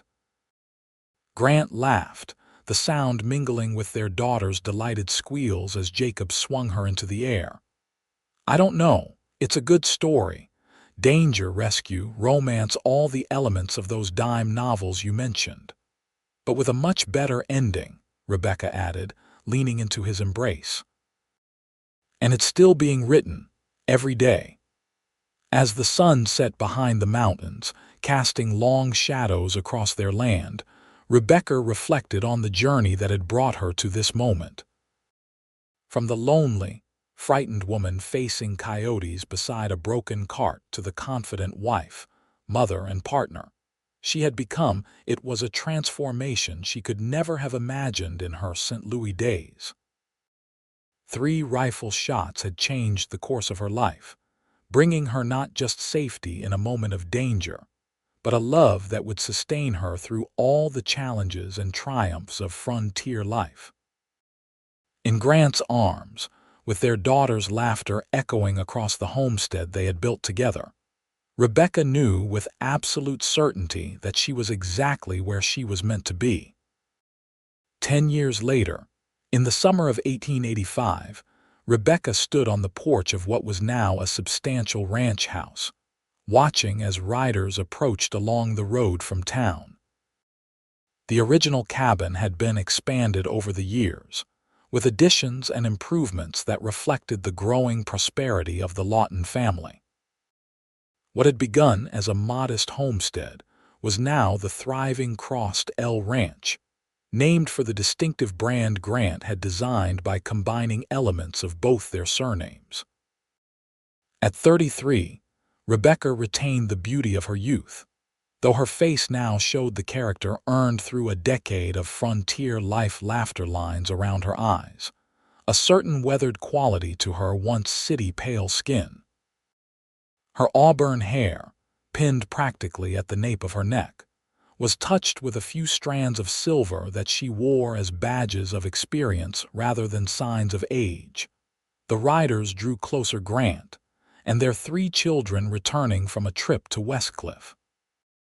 10-year-old Kathy rode her own pony with the confidence of a child raised in the saddle, while 7-year-old Thomas and 4-year-old James shared their father's mount, one in front and one behind. Rebecca's heart swelled with love and pride at the sight.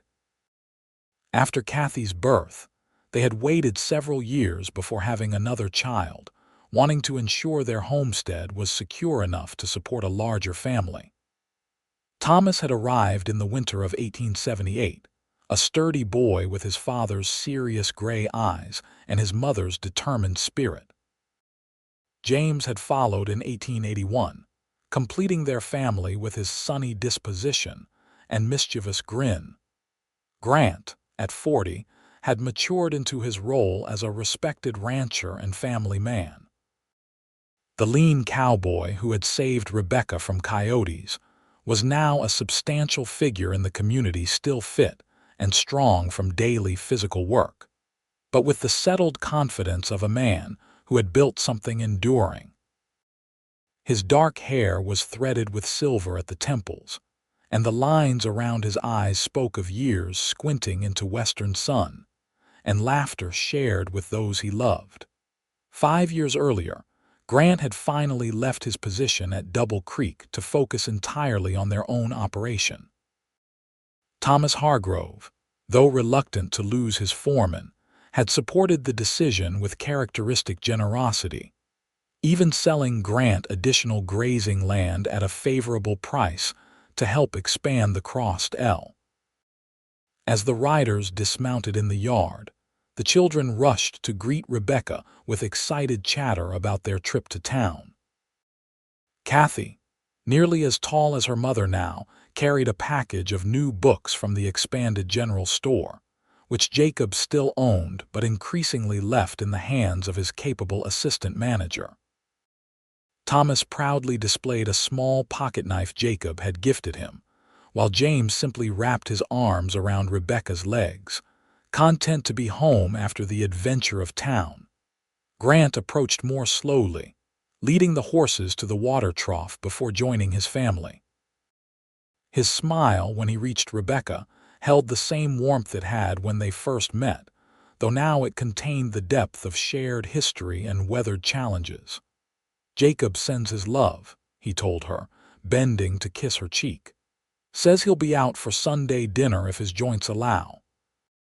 At 73, Jacob still maintained an active interest in the store and in the lives of his niece's family, though rheumatism increasingly limited his activities. He had never married, often joking that witnessing Grant and Rebecca's happiness had set a standard too high for any potential match of his own to meet. "I've made apple pie for him," Rebecca said, returning Grant's kiss. "His favorite." The children raced off to put away their treasures, leaving Grant and Rebecca alone on the porch for a moment.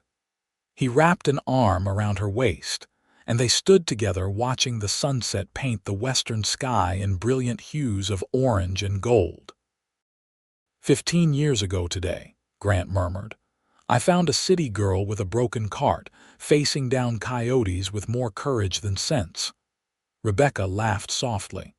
"And I found a cowboy with a steady aim and a steadier heart."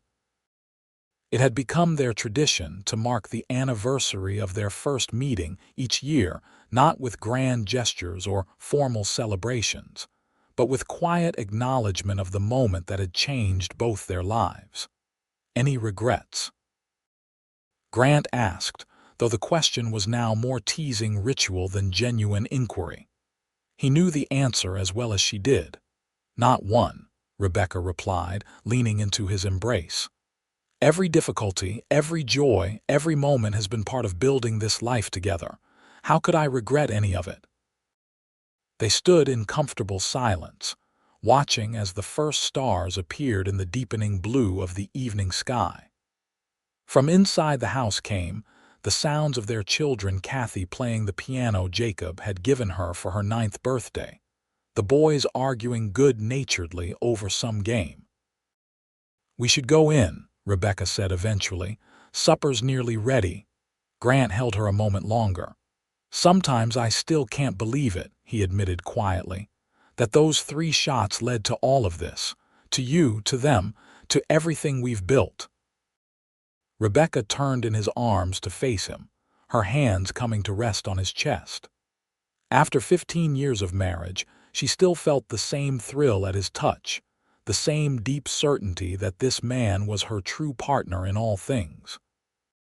"Those shots may have brought us together," she said softly, "but it was love that made us forever." She stretched up to kiss him, a gesture as familiar as breathing yet never taken for granted. "And we're still writing our story, Grant Lawton, every day." Hand in hand, they went inside to join their children, closing the door on the vast Colorado twilight and sealing themselves within the warmth of the home they had created together, a home built on courage, hard work, and a love that had begun with danger on the open prairie and grown into the surest foundation either of them had ever known.